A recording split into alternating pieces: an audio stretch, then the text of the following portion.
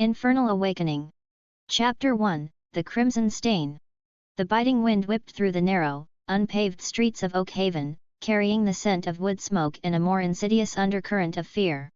Dusk was bleeding into night, painting the sky in bruised purples and angry oranges, a familiar backdrop to the nightly anxieties that clung to the village like a shroud. Oakhaven was a place perpetually on edge, huddled within a meager palisade of sharpened logs, its inhabitants living in the shadow of the whispering peaks, where unstable rifts to the infernal realms, known as Hellgates, had become increasingly frequent. In the village's most dilapidated hut, nestled against the outer wall as if by reluctant afterthought, lived Serafina. Sira, as she was begrudgingly called, was a wisp of a young woman, barely into her 20s, with eyes the color of storm clouds and hair like spun night. Years of solitude and the harsh judgment of the villagers had etched a weariness onto her features that belied her age.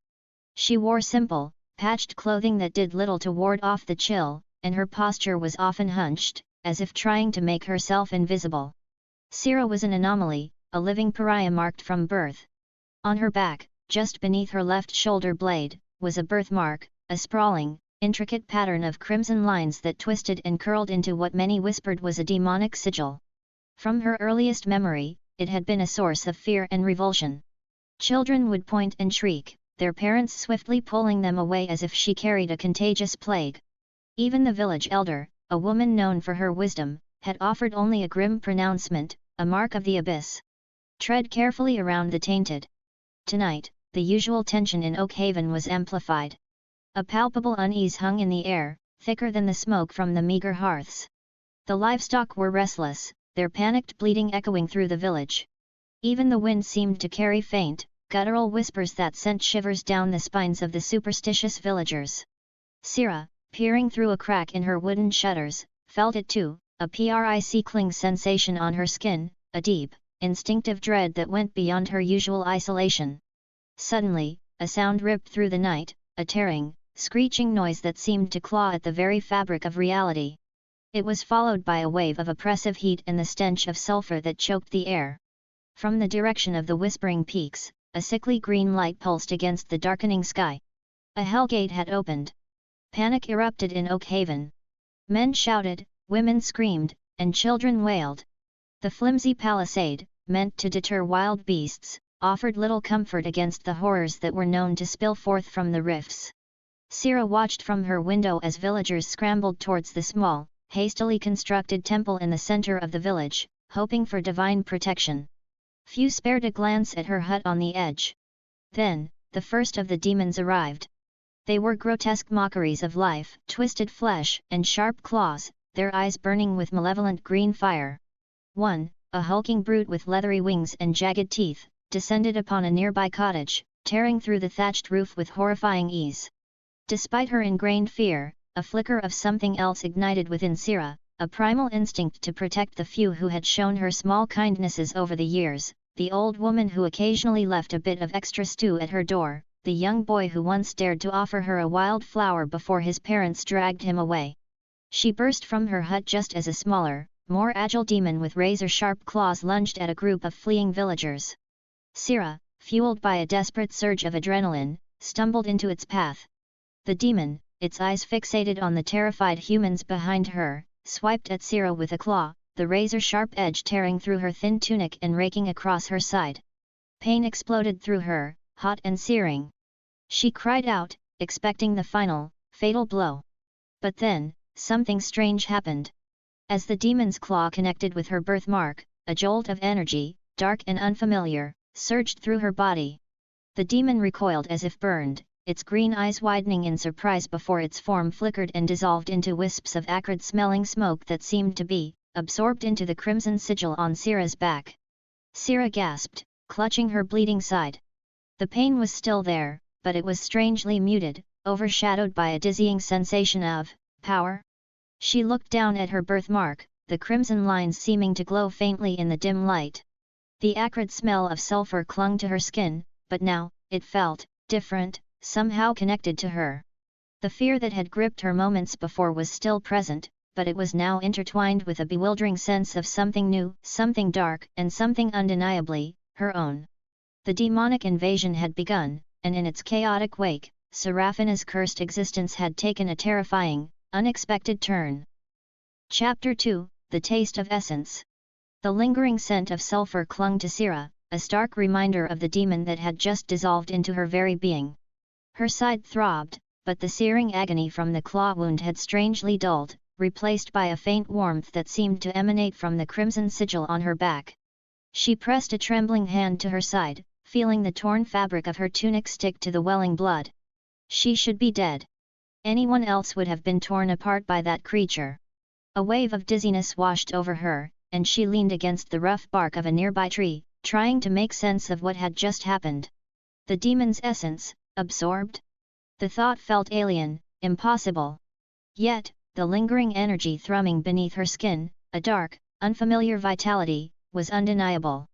It was like a phantom limb, a presence that wasn't quite hers but was now undeniably a part of her. Tentatively, she focused on the feeling, trying to grasp its nature. It felt like a raw, untamed power, a chaotic energy that pulsed with a malevolent undercurrent. She instinctively recoiled from it, the ingrained fear of anything demonic still deeply rooted within her. But beneath the fear, a spark of curiosity flickered. What had she done? What could she do? She clenched her fist, focusing on the strange energy within. A faint shadow seemed to flicker around her hand, almost like heat haze, tinged with a faint, reddish hue. It was subtle, barely perceptible, but it was there. A flicker of something demonic? The realization sent a fresh wave of fear through her, the dread of becoming the very thing she was reviled for. Meanwhile, the chaos in Oakhaven continued. The screams of the villagers echoed through the night, punctuated by the guttural roars of the demons. Torches flickered erratically, casting dancing shadows that only amplified the terror. Sira could see figures scrambling in the flickering light, some attempting to fight back with makeshift weapons, farming tools, kitchen knives, while others simply fled in blind panic towards the temple. As Sira stood there, still reeling from her experience, a group of villagers, their faces etched with terror, stumbled past her. They saw her, alive and seemingly unharmed after being attacked by a demon. Their initial fear morphed into a mixture of confusion and suspicion. It attacked you," a woman with wide, tear-filled eyes stammered, pointing a trembling finger. "How are you?" Before Sira could answer, a gruff voice cut through the night. "Stay away from her. She's marked. This is her doing, I tell you. She's brought this upon us." It was Gareth, the village blacksmith, a burly man known for his unwavering belief in superstition. He glared at Sira with open hostility, his hand gripping a heavy hammer. His words ignited the fear in the other villagers. Murmurs of cursed and demon spawn rippled through the small group. Sira felt the familiar sting of their judgment, the weight of their fear pressing down on her. Even in the face of a demonic invasion, their ingrained prejudice against her remained. But this time, something felt different within Sira. The surge of dark energy she had experienced had left a residue of something else. Not just power, but a strange sense of resilience, a defiance she hadn't felt before. She looked at Gareth, her usual timidity replaced by a flicker of something akin to anger. Before she could speak, another, more urgent cry pierced the night. A young boy, no older than 7, had stumbled and fallen near the edge of the village square. A smaller, dog-like demon with sharp spines was closing in on him, its green eyes gleaming with predatory hunger. The boy's mother screamed, her voice choked with terror. The other villagers were too far away, too panicked to react. For a moment, Sira hesitated, the fear of her own power warring with the instinct to help. But the image of the terrified child, so vulnerable and alone, mirrored her own childhood isolation. Without conscious thought, she focused on the dark energy within her. The faint shadow around her hand intensified, becoming more substantial, almost like a viscous fluid. An idea, dark and instinctive, sparked in her mind. She extended her hand towards the approaching demon, and with a guttural sound that surprised even herself, a tendril of shadow, tinged with a faint crimson glow, shot forth from her fingertips, lashing out and striking the demon squarely in its chest. The demon shrieked, a high-pitched, grating sound, before its form convulsed and, just like the first one, dissolved into wisps of acrid smoke that curled towards Sira, drawn to the sigil on her back.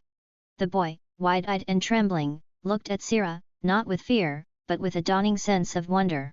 The villagers, including Gareth, stared in stunned silence, their fear momentarily overshadowed by the impossible sight they had just witnessed. Sira, her heart pounding in her chest, felt the strange energy within her intensify, the taste of demonic essence lingering on her metaphorical palate. The cursed girl had just saved a life, and in doing so, had taken her first step down a path she could barely comprehend.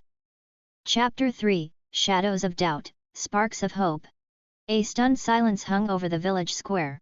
The small, spined demon lay dissolved into a wisp of foul-smelling smoke that curled towards Sira's back, drawn to the crimson sigil. The young boy, Thomas, still trembled, but his wide eyes were fixed on Sira with an innocent curiosity, a stark contrast to the fear that had gripped him moments before. His mother rushed forward, scooping him into a tight embrace, her sobs of terror slowly giving way to gasps of relief. She looked at Sira, her expression a complex mix of gratitude and lingering apprehension. The silence of the other villagers was thick with disbelief. Gareth, the blacksmith, stood frozen, his heavy hammer still raised as if mid-swing. His earlier pronouncements about Sira being cursed seemed to hang in the air, now contradicted by the undeniable fact that she had just saved a child from a demon. Slowly, the spell of shock began to break. Whispers rippled through the crowd. "Did you see that?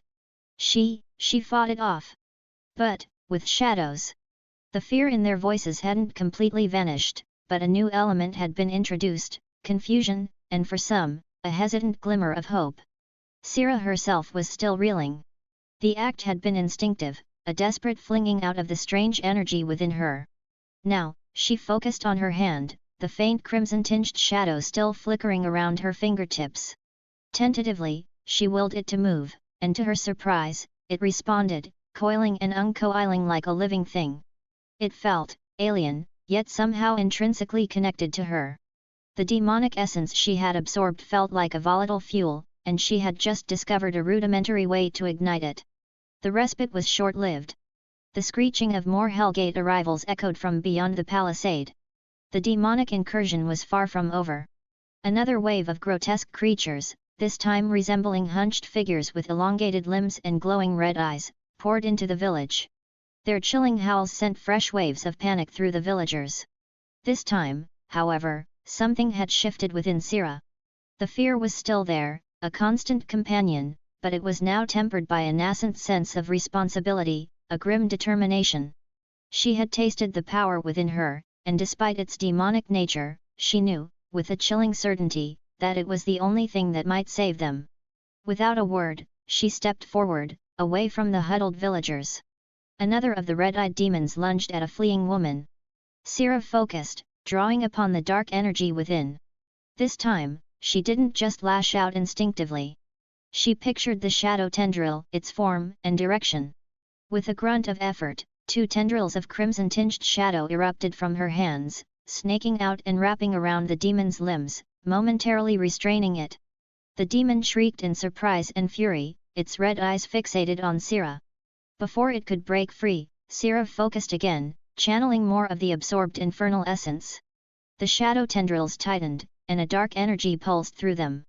The demon's form began to flicker, the red glow in its eyes dimming before it, too, dissolved into the acrid smoke that was becoming strangely familiar. A collective gasp rose from the villagers. They watched in stunned silence as the smoke curled towards Sira's back, the crimson sigil seeming to pulse with a faint, inner light. She felt a surge of power, a subtle increase in her own vitality. The taste of essence was becoming more distinct, a strange blend of something foul and something invigorating. More demons advanced, their guttural roars filling the air. Sira, no longer frozen by fear, moved with a newfound purpose. She dodged a swipe from a clawed hand and retaliated with a whip-like lash of shadow, striking the demon across its face, causing it to stumble. She was learning, adapting, her movements still clumsy but driven by a desperate need to survive and protect. Gareth, the blacksmith, watched her with a conflicted expression. Fear still flickered in his eyes, but it was now mixed with a grudging respect, a dawning realization that the cursed girl might be the only one capable of fighting back against the hellish invaders. As darkness rise, Sira stands in the flickering torchlight, surrounded by the dissolving remnants of the demons she has fought. The villagers watch her, their fear slowly giving way to a hesitant, fragile hope. The demonic incursion is far from over, but in the midst of the chaos, an unlikely protector has emerged, a young woman marked by darkness, now wielding it against the very forces of hell. The night is still young, and the true test of Sira's power has only just begun. Chapter 4, Embracing the Shadowed Gift. The torchlight flickered across Sira's determined face, highlighting the grime and blood that now stained her simple clothes. The initial shock of her abilities had worn off, replaced by a grim focus. The demonic incursion was still raging, and the villagers, though momentarily stunned by her actions, remained largely paralyzed by fear. Sira knew she couldn't afford to hesitate. She moved with a newfound urgency, her senses heightened, perhaps a subtle side effect of the absorbed infernal essence. She could almost feel the malevolent presence of the remaining demons, their raw, chaotic energy a stark contrast to the familiar rhythms of the mortal world. A hulking demon with thick, chitinous armor and wickedly curved claws lumbered towards a group of terrified villagers huddled near the temple doors. Sira focused, drawing upon the dark energy within her. This time, instead of simple tendrils, she willed the shadows to coalesce into a sharper form, mimicking the shape of a clawed hand. The shadowy appendage shot out, striking the armored demon's flank with surprising force, leaving a deep, smoking gash in its chitin. The demon roared in pain and turned its attention to Sira, its glowing red eyes burning with fury. It charged, its heavy footsteps shaking the ground. Sira, though still smaller and physically weaker, felt a surge of adrenaline fueled by the infernal essence. She dodged the demon's clumsy swipe, the air whistling where its claws had been, and retaliated with another shadowy claw, this time aiming for its exposed throat. The shadowy manifestation wasn't as strong or as tangible as the real thing, but it was enough to make the demon stumble and hiss. As Sira fought, she noticed the reactions of the villagers shifting. Some, witnessing her protect them, began to edge out of the temple, their fear slowly being replaced by a hesitant awe. A few of the braver ones, armed with pitchforks and axes, even started to cautiously move towards the edges of the fray, ready to defend themselves if a demon strayed too close. Gareth, the blacksmith, stood near the front of the temple, his face a mask of internal conflict. He watched Sira's every move, his earlier hostility warring with the undeniable evidence of her protective actions. He even flinched when a smaller, winged demon swooped down towards Sira, and he instinctively took a step forward, as if to intervene with his hammer, before remembering his fear and hesitating. Sira, caught in the heat of the moment, didn't notice his internal struggle. She was focused on controlling her powers, learning on the fly.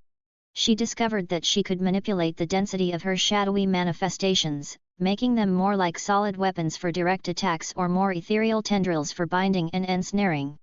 She even managed to absorb the essence of another smaller demon mid-attack, feeling a subtle but noticeable increase in her inner energy. Then, a new type of demon emerged from the swirling green light of the Hellgate, a creature that stood upright, its skin a sickly yellow stretched taut over sharp bones, and wielding a crude, obsidian-like sword. It moved with a disturbing intelligence, its eyes scanning the battlefield with a calculating gaze. It ignored the weaker villagers and immediately focused on Sira, recognizing her as the primary threat. This demon moved faster and struck with more precision than the others.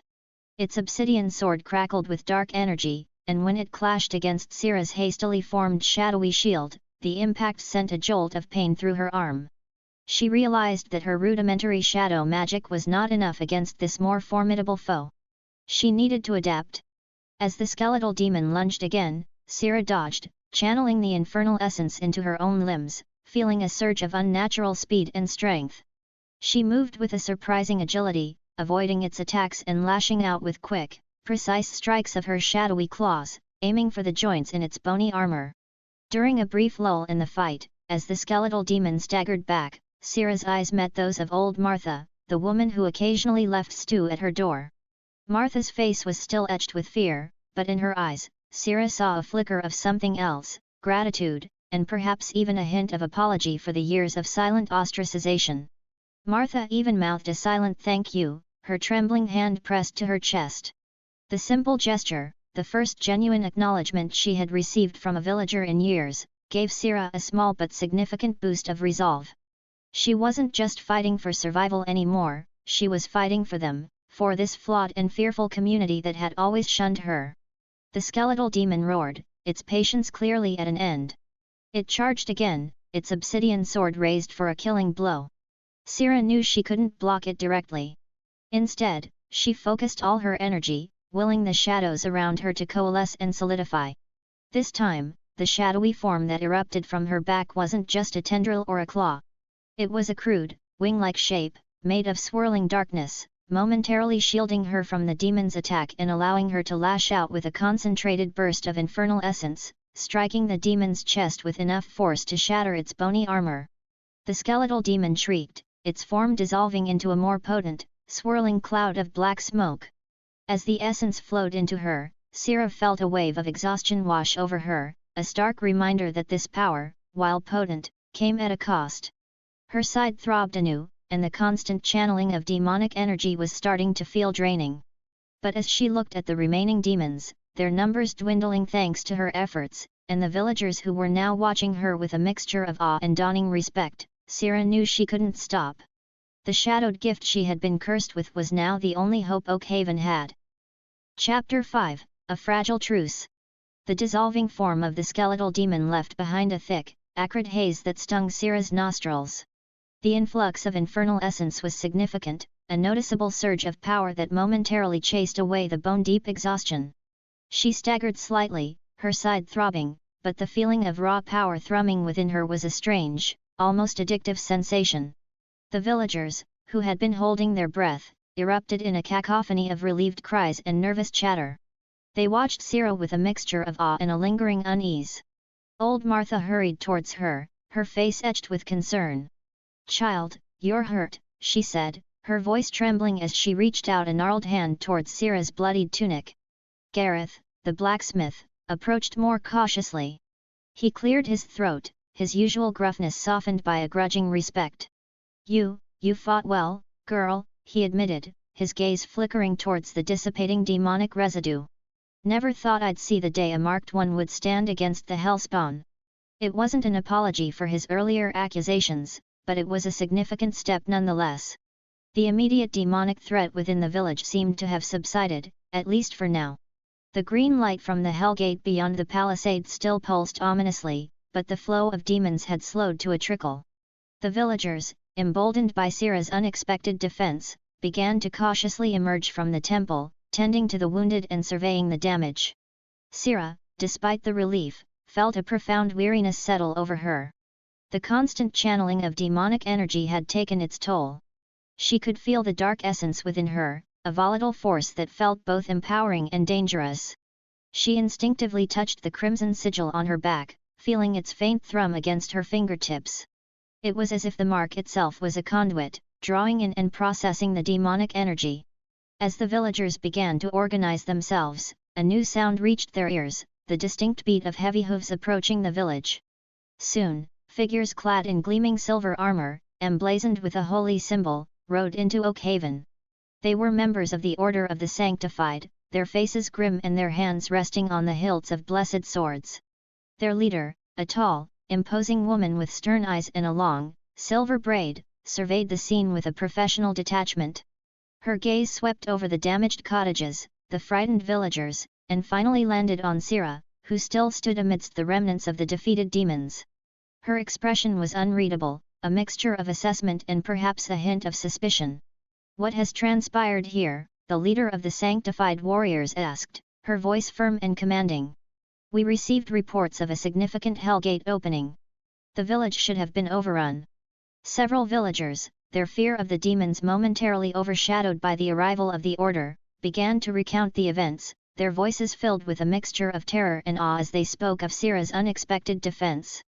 Sira watched the newcomers, a sense of unease settling in her stomach. The Order of the Sanctified were renowned for their unwavering devotion to the light and their fierce hatred of anything demonic.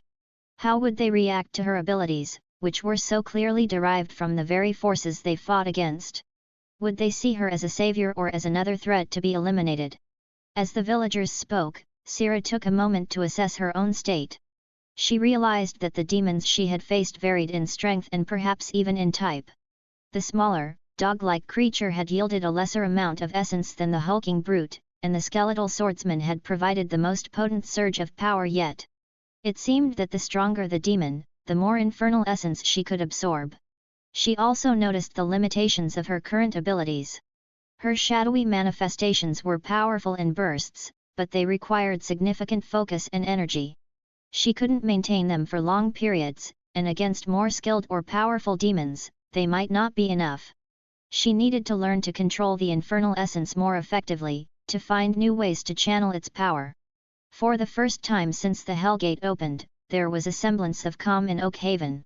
The immediate threat had been neutralized, thanks to Syrah's unexpected intervention.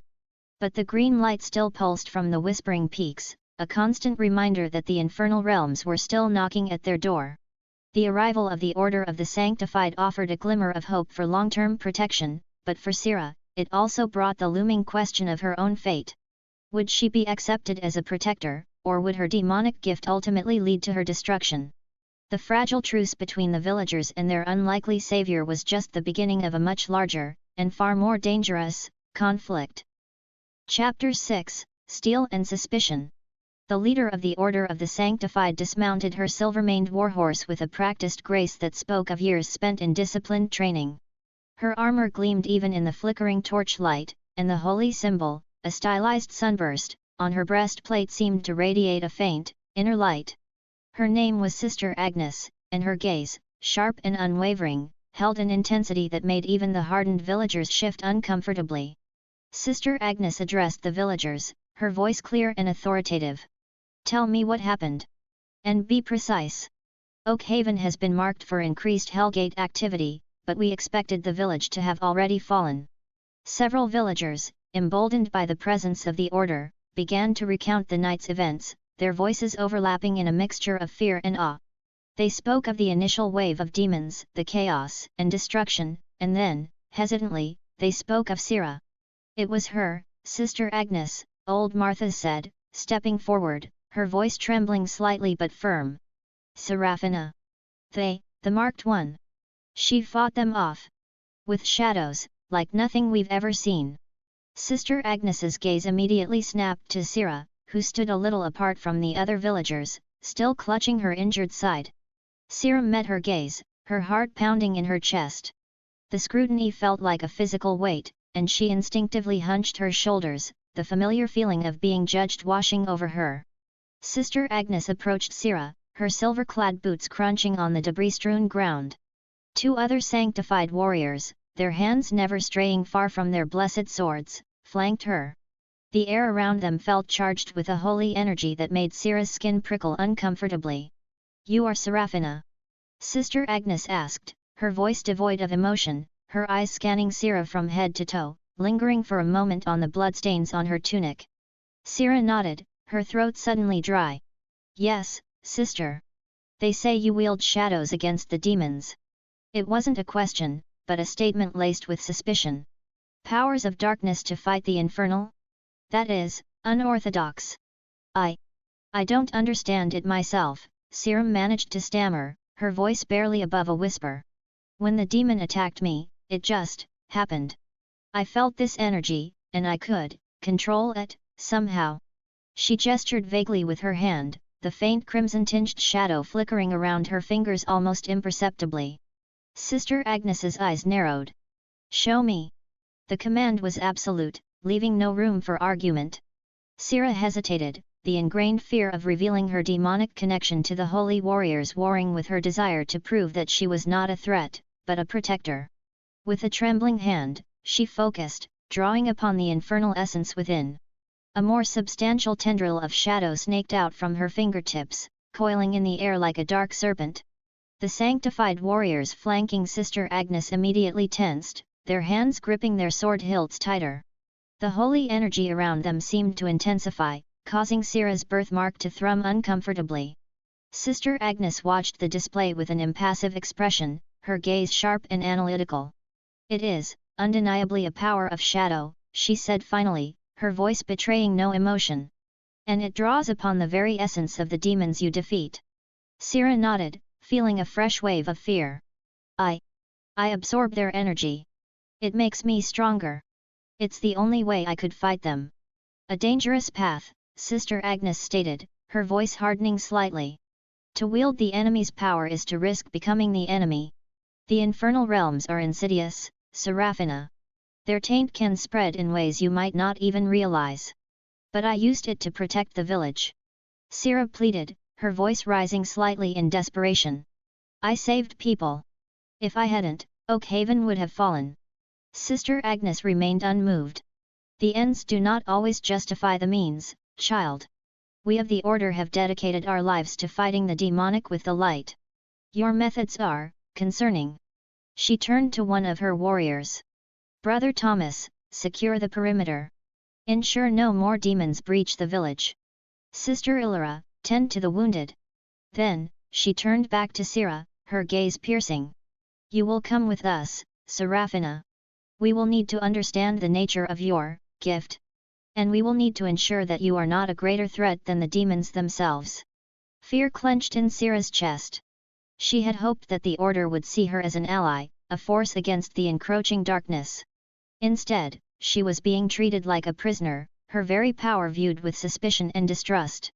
The fragile truce she had forged with the villagers felt like it was already crumbling under the weight of the Order's judgment.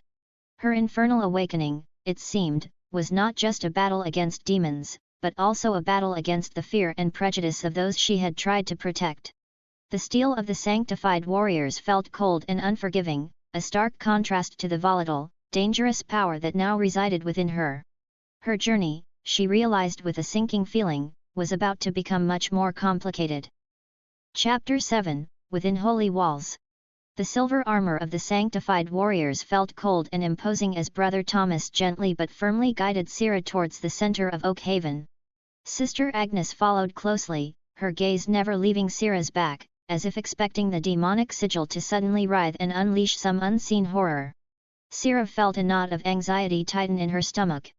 She had hoped for understanding, perhaps even guidance, but the atmosphere surrounding the Order was one of rigid suspicion. They led her to the village temple, a small, stone structure that had miraculously survived the demonic incursion relatively unscathed. Inside, the air was thick with the scent of incense and beeswax, and holy symbols adorned the walls. It felt like a sanctuary, a place of light and purity, which only amplified Sira's sense of being an unwelcome presence, a stain of darkness within holy walls. Sister Agnes gestured towards a simple wooden bench in front of the altar. Wait here, Serafina. Her tone was firm but not unkind, more akin to a magistrate addressing a suspect than a savior offering refuge. Sira sat as instructed, her hands clasped tightly in her lap, her gaze fixed on the intricate carvings of celestial beings above the altar.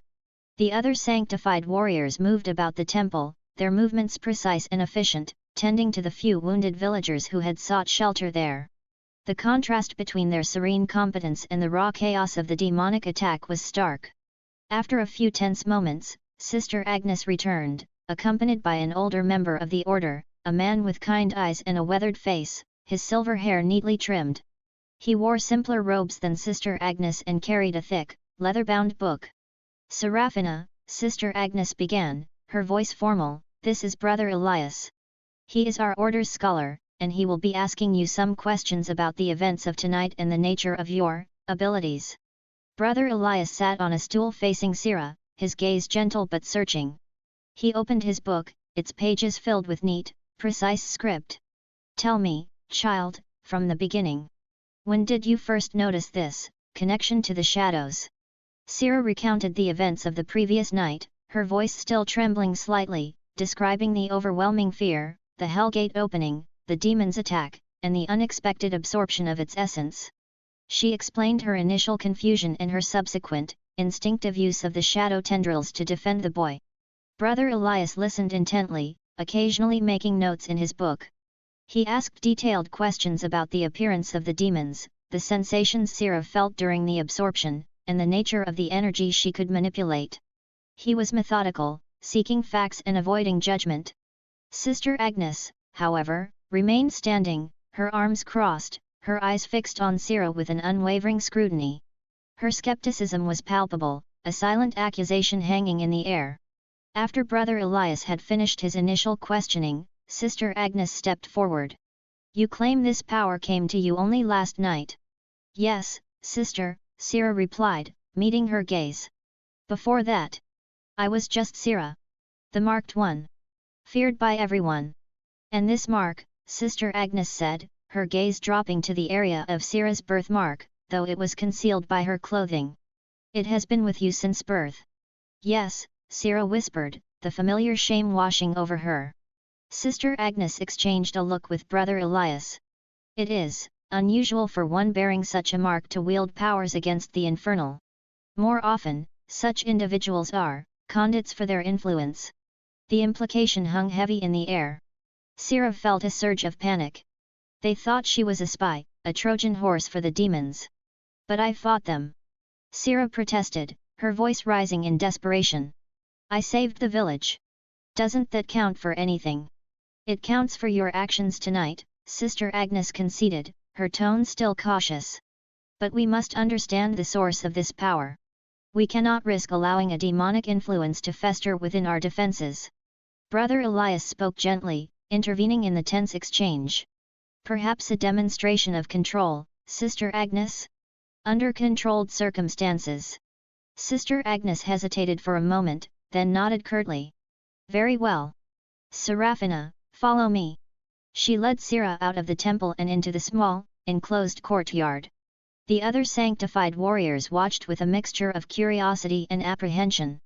Sister Agnes drew her blessed sword, its silver blade gleaming in the dim light of the remaining torches. "I will summon a minor warding spell," she explained. "A weak demonic entity might occasionally slip through. You will use your shadows to subdue it. We will observe." Sister Agnes chanted a few words in a language Sira didn't understand, and a faint, shimmering circle of light appeared on the ground. After a few moments, a small, impish demon, no larger than a dog, with sharp teeth and glowing orange eyes, flickered into existence within the circle. It snarled and clawed at the shimmering barrier, trying to escape. "Now, Serafina," Sister Agnes commanded, her sword held ready. "Fear not at Sira." This was it. Her chance to prove her intentions, or to confirm their worst suspicions. She focused, drawing upon the infernal essence. The familiar shadow tendrils erupted from her hands, but this time, under the watchful eyes of the Order, they felt clumsy and uncertain. She managed to lash out, striking the impish demon, but it was faster than she anticipated, dodging some of her attacks. Finally, with a surge of determination, Sira managed to ensnare the demon with her shadowy tendrils, binding its limbs.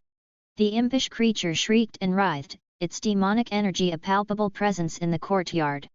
Sister Agnes watched intently, her expression still unreadable. "Release it," she commanded. Sira hesitated, then reluctantly released the demon.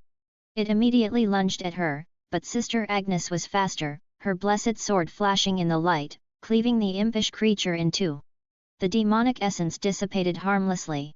Sister Agnes sheathed her sword, her gaze returning to Sira. "You possess a power, Serafina, that is undeniable. But its source remains troubling. For now, you will remain within the temple under our watch.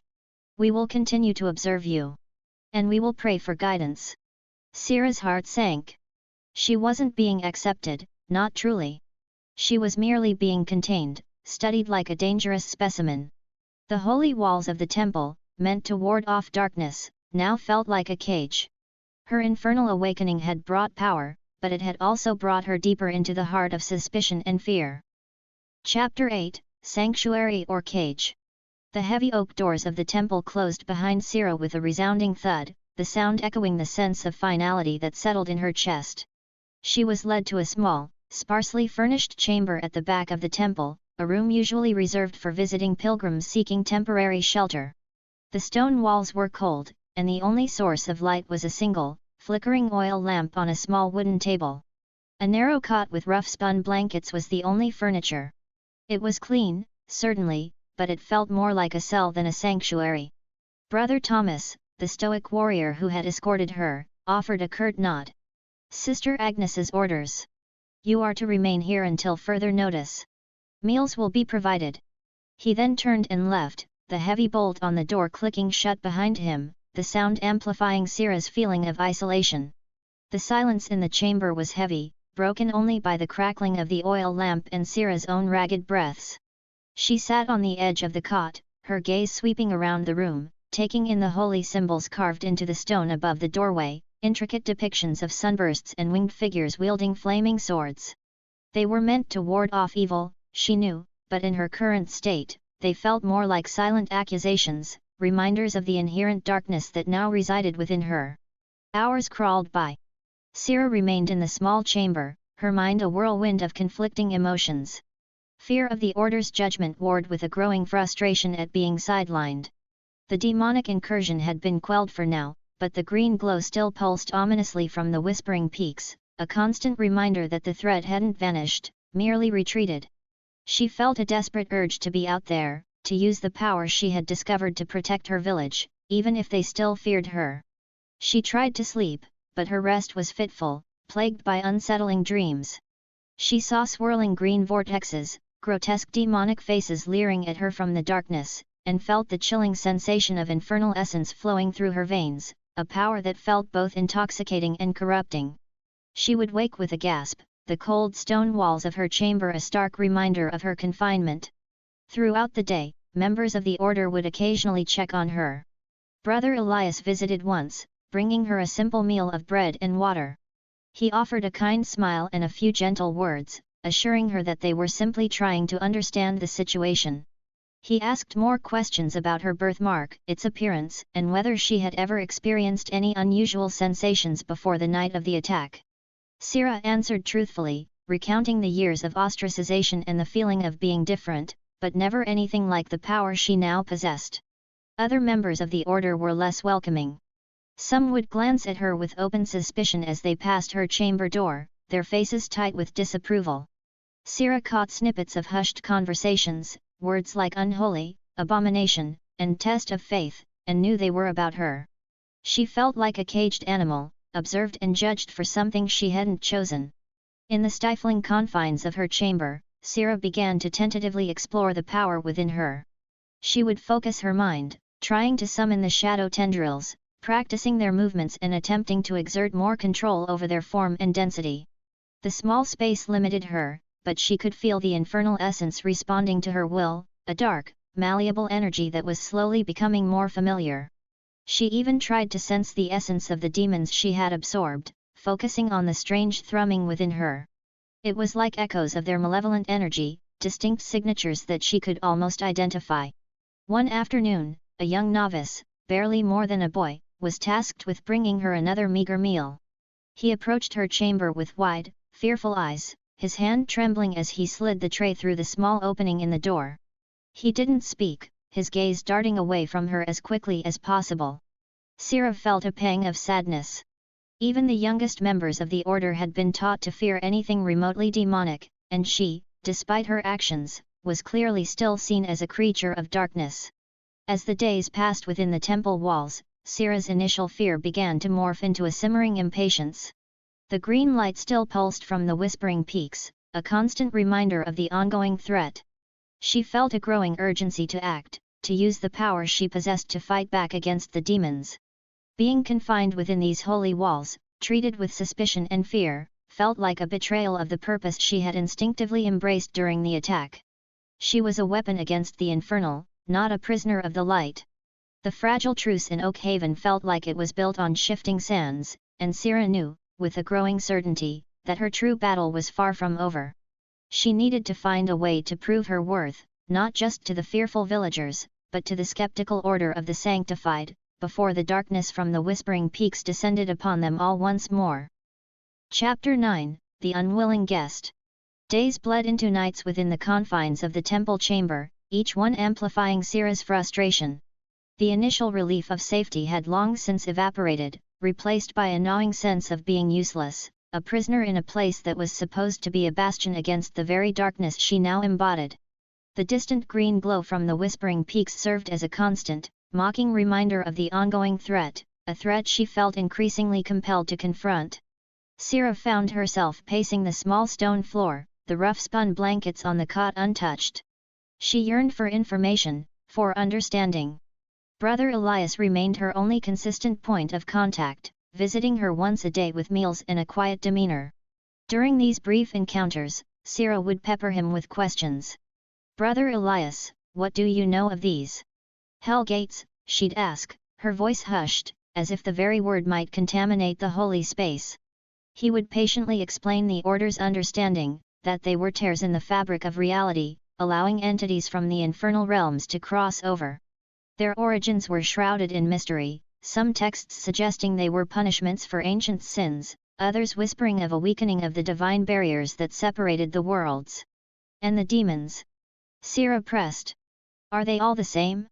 The winged brutes, the spined dogs, the skeletal swordsmen, they felt different?" Brother Elias nodded, his kind eyes filled with a weary knowledge. "Indeed. The infernal realms are vast and varied, child. Different layers, different hierarchies. The demons you have encountered are likely lesser spawn, but there are far more powerful entities that could emerge." He spoke of demon lords, of beings of immense power and malevolence, their names whispered with fear even within the Order's sacred texts. Sira also tried to glean information about the Order itself, their history, their methods, their resources. Brother Elias was forthcoming but cautious, revealing that they were a dedicated force, spread across the land, their numbers dwindling in the face of the increasing demonic incursions. They relied on their faith, their blessed weapons, and their rigorous training to combat the infernal. He spoke of ancient rituals and powerful artifacts that could ward off demonic influence. She dared to ask about others who might wield unconventional powers against the demons, but Brother Elias's answers were vague, often ending with warnings about the dangers of dabbling in forbidden arts. He never directly condemned Sira, but his cautious tone spoke volumes. Her interactions with Sister Agnes were even more strained. The leader of the Sanctified visited her only once a day, her questions direct and probing, always circling back to the source and nature of Sira's demonic absorption. There was no warmth in her gaze, only a stern vigilance. "You must understand, Serafina," Sister Agnes said during one such encounter, her voice echoing in the small chamber, "we cannot simply accept this power of yours without scrutiny. The fate of Ethel rests on our ability to discern true threats from false saviors." "But I am helping," Sira retorted, her frustration finally bubbling to the surface. "I fought the demons that attacked your village. I saved lives. What more do I need to do to prove I'm not a monster?" Sister Agnes's expression remained impassive. "Time will tell, Serafina. Time and your actions." Sira spent her days observing the routines of the Order.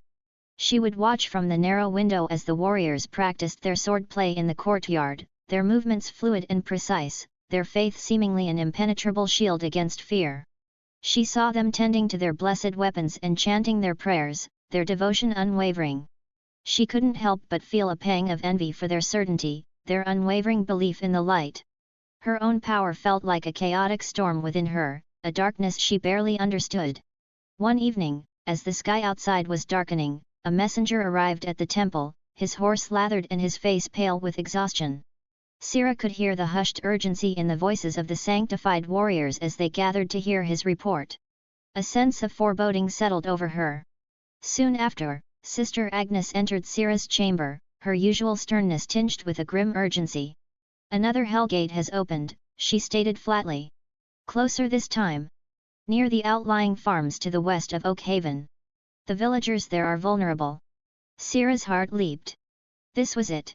An opportunity to prove her worth, to show them that her power could be used for good. "Sister Agnes, please," she pleaded, her voice filled with desperation. "Let me help. I can fight them. I've done it before." Sister Agnes looked at her, her gaze conflicted. "The Order will handle it, Serafina. That is our duty." "But you saw what happened here," Sira argued. "Your warriors are strong, but the demons are growing bolder. My power is different. It might be what's needed." Sister Agnes hesitated, her eyes searching Sira's face. For a fleeting moment, Sira thought she saw a flicker of doubt in the leader's steely gaze. But then, it was gone, replaced by the familiar resolve. "You will remain here, Serafina. Your role in this is yet to be determined. We cannot risk unleashing an unknown entity upon the innocent." The finality in her voice was crushing. Sira felt a surge of anger and frustration. They were so bound by their doctrines, so blinded by their fear of the demonic, that they were willing to potentially sacrifice innocent lives rather than trust her, the very person who had already saved their village. As Sister Agnes turned to leave, locking the door behind her, Serum made a decision. She couldn't sit idly by while others were in danger.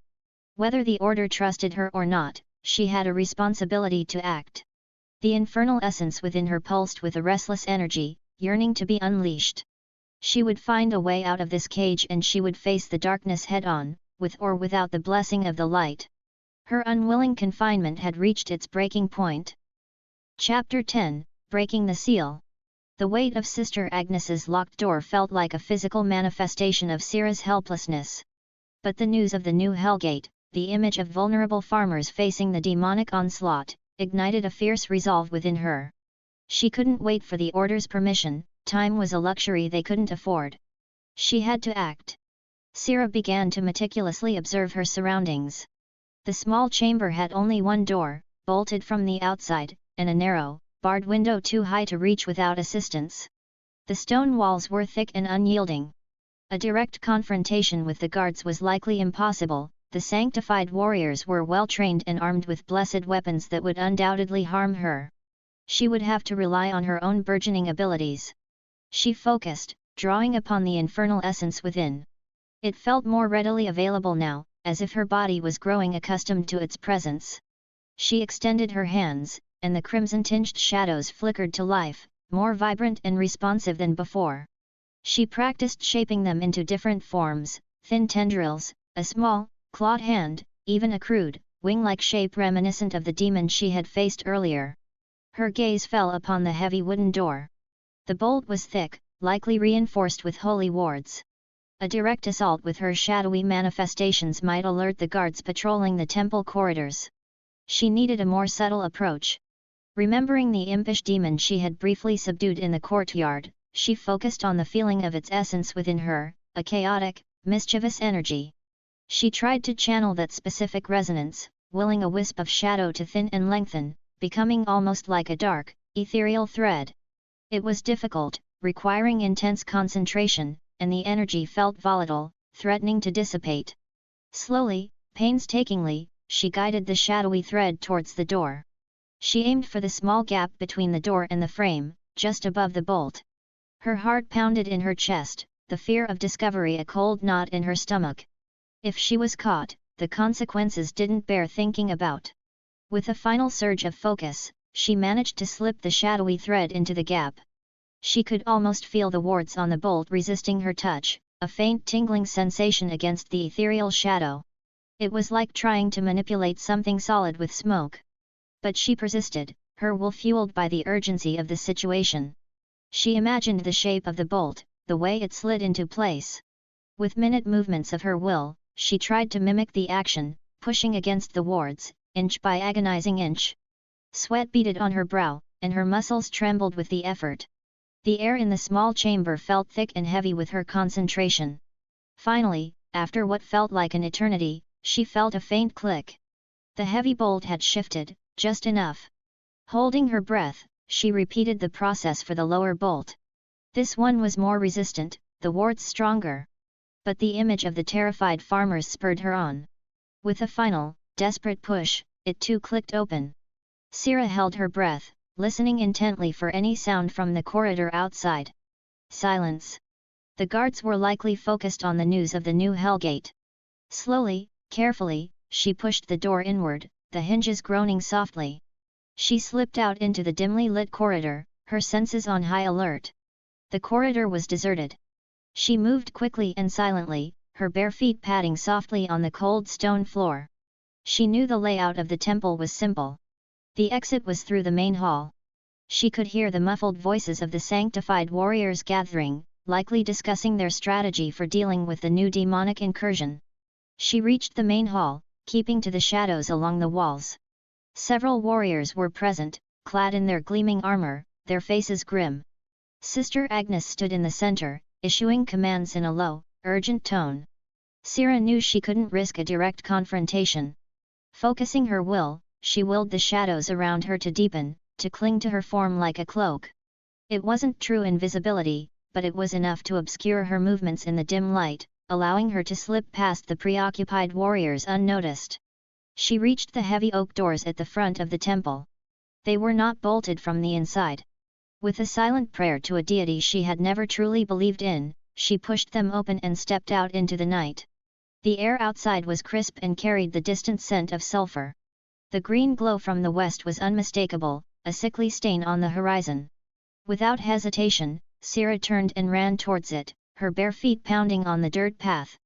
The fear of being caught by the order was still there, but it was overshadowed by a more pressing urgency, the need to use her shadowed gift to protect those who couldn't protect themselves. The unwilling guest had finally broken free, and the infernal awakening was about to take a new, more dangerous turn. Chapter 11, Westward into Shadow. The air outside Oakhaven was cold and carried the sharp scent of pine and damp earth. Sira ran with a desperate urgency, her bare feet surprisingly sure on the uneven path. The moon was a sliver in the inky sky, offering little illumination, but the sickly green glow on the western horizon acted as a morbid beacon, guiding her towards the unfolding horror. As she moved further from the village, the sounds of the demonic incursion became clearer, the guttural roars, the high-pitched shrieks, and the sickening crunch of bone and wood. The silence of the night was shattered by a symphony of terror. The path, usually quiet and familiar, was now littered with signs of the attack, overturned carts, scattered belongings, and the chillingly fresh scent of blood. Soon, she heard voices, panicked cries for help carried on the wind. She veered off the main path, pushing through dense undergrowth, her senses straining in the darkness.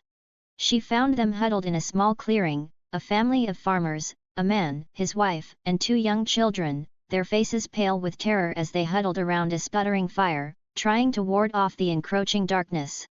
Circling them were several of the hunched, red-eyed demons Sira had encountered in Oakhaven. They moved with a predatory hunger, their glowing eyes fixed on the terrified humans. The farmer held a broken pitchfork, his stance desperate but futile. Sira didn't hesitate. The sight of their vulnerability mirrored her own past helplessness. Drawing upon the infernal essence, she willed the shadows around her to solidify. Two sharp, obsidian-like blades materialized in her hands, their edges shimmering faintly in the moonlight filtering through the trees. The manifestation felt more stable, more substantial than her earlier attempts. Her control was growing.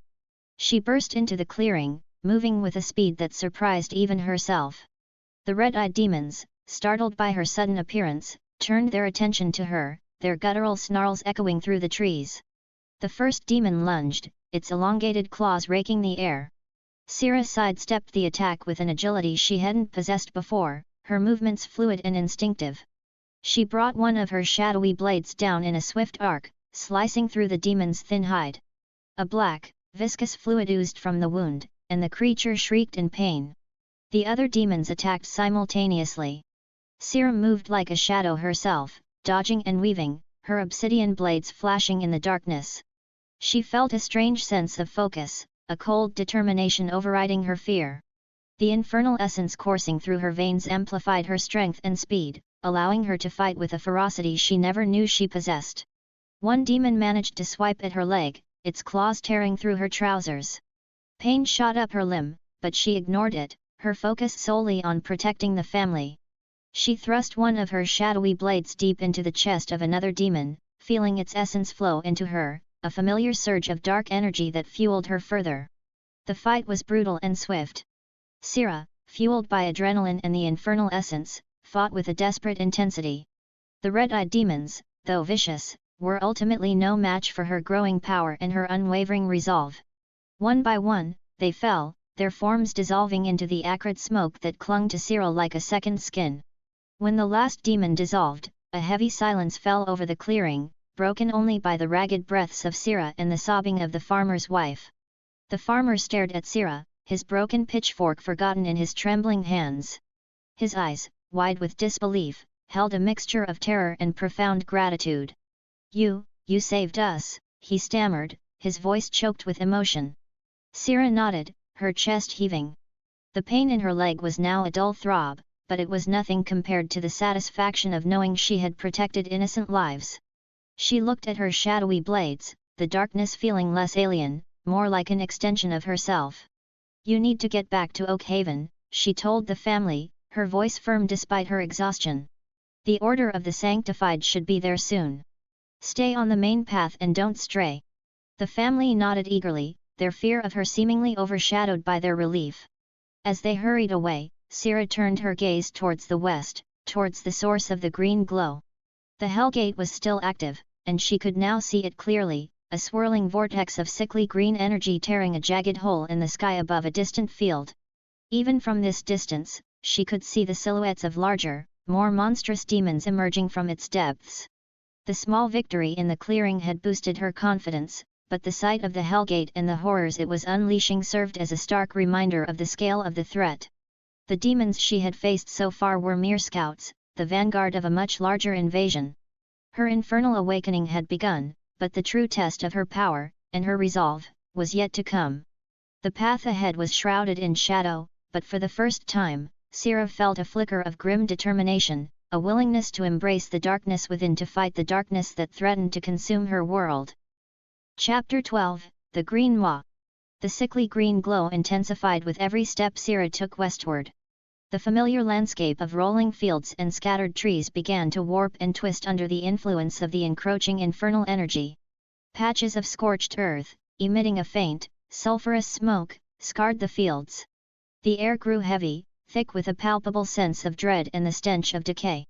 Twisted, thorny vines, unnaturally black, snaked across the ground, and the very air seemed to vibrate with a low, guttural hum emanating from the source of the light. Soon, the Hellgate came into full view. It was a monstrous tear in the sky, a swirling vortex of emerald and black energy that pulsed like a diseased heart. Jagged edges of what looked like solidified shadow framed the rift, and within its depths, glimpses of a nightmarish landscape could be seen, a fiery, volcanic terrain populated by writhing, shadowy figures. The air around the Hellgate crackled with raw power, and the guttural roars and piercing shrieks of demons echoed across the ravaged fields. The ground beneath the Hellgate was a scene of chaotic horror. Dozens of demons milled about, their forms grotesque and varied. Sira recognized the hunched, red-eyed creatures and the hulking, chitinous brutes from her earlier encounters. But there were new horrors as well, winged demons with razor-sharp talons tearing at the scorched earth, lumbering behemoths with multiple eyes and gnashing jaws, and smaller, serpentine creatures that slithered through the demonic throng. The sheer number of them was overwhelming, a terrifying testament to the scale of the incursion. Sira approached cautiously, keeping to the shadows of a small copse of withered trees on the edge of the ravaged field. She needed to observe, to understand the layout and the patterns of the demonic activity before recklessly charging in. Her earlier confidence from protecting the farmers had been tempered by the sheer scale of the threat before her. She noticed that the demons seemed to be drawn to the Hellgate, some emerging while others milled around its base, as if awaiting further instructions or simply reveling in their presence in the mortal realm. There didn't seem to be any organized patrols, but their sheer numbers created a formidable barrier. Sira focused her senses, trying to discern any patterns or weaknesses. The larger behemoths seemed slow and cumbersome, relying on brute strength. The winged demons were fast and agile but appeared less heavily armored. The serpentine creatures moved quickly and could potentially be a threat in numbers. Her gaze lingered on a group of smaller demons near the edge of the Hellgate, creatures unlike any she had seen before. They were vaguely humanoid, but their skin was a sickly purple, and they carried crude, wickedly barbed spears. They seemed more alert and organized, occasionally gesturing and communicating with each other in guttural clicks and hisses. Sira surmised they might be some form of demonic foot soldier or scout. She decided to test her abilities against this smaller group first. They were far enough from the main throng of demons that she could engage them without immediately attracting too much attention. She needed to gauge her current strength against this more concentrated demonic presence and refine her tactics. Taking a deep breath, Sira channeled the infernal essence, the familiar surge of dark energy coursing through her veins. 2 obsidian blades materialized in her hands, their edges shimmering with malevolent energy. She moved swiftly and silently through the withered trees, using the shadows as cover until she was within striking distance of the purple-skinned demons. She launched her attack with sudden ferocity. Leaping from the shadows, she plunged one of her shadowy blades into the chest of the nearest demon. It shrieked, its purple skin turning a sickly shade of grey as its essence flowed into Sira. Before the other demons could fully react, she spun, using her other blade to slice through the legs of a second demon, causing it to collapse. The remaining 3 demons turned on her, their barbed spears raised. They moved with surprising speed, their attacks coordinated. Sira found herself having to block and parry, her shadowy blades clashing against their crude weapons. The impact sent jolts of dark energy through her arms. These demons, though smaller, were more resilient and more skilled than the red-eyed creatures she had faced earlier. She absorbed the essence of another demon as she dodged its spear thrust, feeling a welcome surge of power that allowed her to move even faster. She retaliated with a swift series of strikes, her obsidian blades finding their marks, and soon, the remaining 2 purple-skinned demons dissolved into the familiar acrid smoke. Sira stood amidst the dissipating demonic residue, her chest heaving, her body aching. This brief engagement had been more challenging than her previous fights. The concentration of demonic energy around the Hellgate seemed to empower the creatures that emerged from it. She had managed to defeat these initial foes, but the sheer number and variety of demons surrounding the Green Maw were a daunting sight. She knew that confronting the Hellgate directly would be a far more perilous endeavor, requiring all her cunning, her growing power, and perhaps a strategy she hadn't yet conceived. The Green Maw of the Hellgate beckoned, promising unimaginable horrors and the ultimate test of her infernal awakening. Chapter 13, Whispers of the Abyss. Emboldened by her success against the purple-skinned demons, Sira moved further across the ravaged field, the swirling green vortex of the Hellgate growing larger and more menacing with each step. The cacophony of demonic roars and shrieks intensified, and the ground beneath her feet felt strangely warm, as if the very earth was being heated from below. She kept to the fringes of the main demonic throng, using the uneven terrain and patches of shadow for cover. The sheer variety of demons was unsettling. She saw hulking brutes with bony protrusions, agile creatures that resembled giant insects, and even some that seemed to float through the air, their forms indistinct and shadowy. Suddenly, a new sound cut through the demonic din, a high-pitched, almost musical wail that sent shivers down Sira's spine. It was followed by a ripple of movement among the demons. They seemed to part, creating a path towards the Hellgate. Emerging from the swirling green energy was a creature unlike anything Sira had encountered before. It stood tall and slender, its skin a glossy obsidian black that seemed to absorb the surrounding light. Its head was elongated and serpentine, with glowing crimson eyes that seemed to pierce through the darkness. It wore no armor, but its very presence radiated an aura of cold, regal power.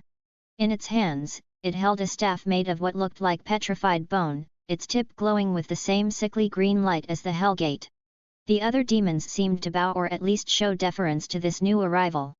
It moved with an unnerving grace, its serpentine head slowly scanning the ravaged field, as if assessing its new domain. Sira instinctively felt a surge of danger emanating from this creature, a power level far beyond the lesser demons she had faced. As the serpentine demon glided across the field, it suddenly stopped, its crimson eyes fixing on Sira's hiding place amongst the withered trees. It hadn't seen her directly, she was sure, but it was as if it could sense her presence, a discordant note in the symphony of demonic energy. It raised its bone staff, and the green light at its tip pulsed. A wave of pure dread washed over Sira, so intense it almost buckled her knees. It was a psychic assault, a direct attack on her deepest fears, amplified by the creature's demonic power. She saw fleeting images in her mind, the villagers turning on her, Sister Agnes's condemning gaze, the darkness of the infernal realms consuming everything. Sira gasped, clutching her head, trying to fight off the overwhelming terror. This demon wasn't just a physical threat, it was attacking her very will to fight. She realized that brute force alone wouldn't be enough against this creature. She had to adapt. Focusing her mind, she tried to draw upon the memory of the farmers she had saved, the small flicker of gratitude in old Martha's eyes. She pushed back against the wave of dread, channeling her own resolve, the stubborn refusal to succumb to the darkness. As she fought off the psychic assault, she noticed something. The serpentine demon seemed to be drawing energy from the Hellgate through its staff. The green light at the tip pulsed in rhythm with the swirling vortex above. Disrupting that connection might be the key to weakening it. Sira knew she couldn't directly confront such a powerful foe in her current state. She was still too weak, her control over her powers too nascent. A direct attack would likely be suicidal. Instead, she decided to observe it more closely, to learn its patterns and its weaknesses. She retreated further into the shadows, using the uneven terrain to her advantage. She watched as the serpentine demon continued its slow glide across the field, occasionally stopping to unleash another wave of psychic dread that sent shivers through the lesser demons and made Sira's head throb. She noticed that the demon seemed to favor open ground, its gliding movements hindered by the denser patches of thorny vines.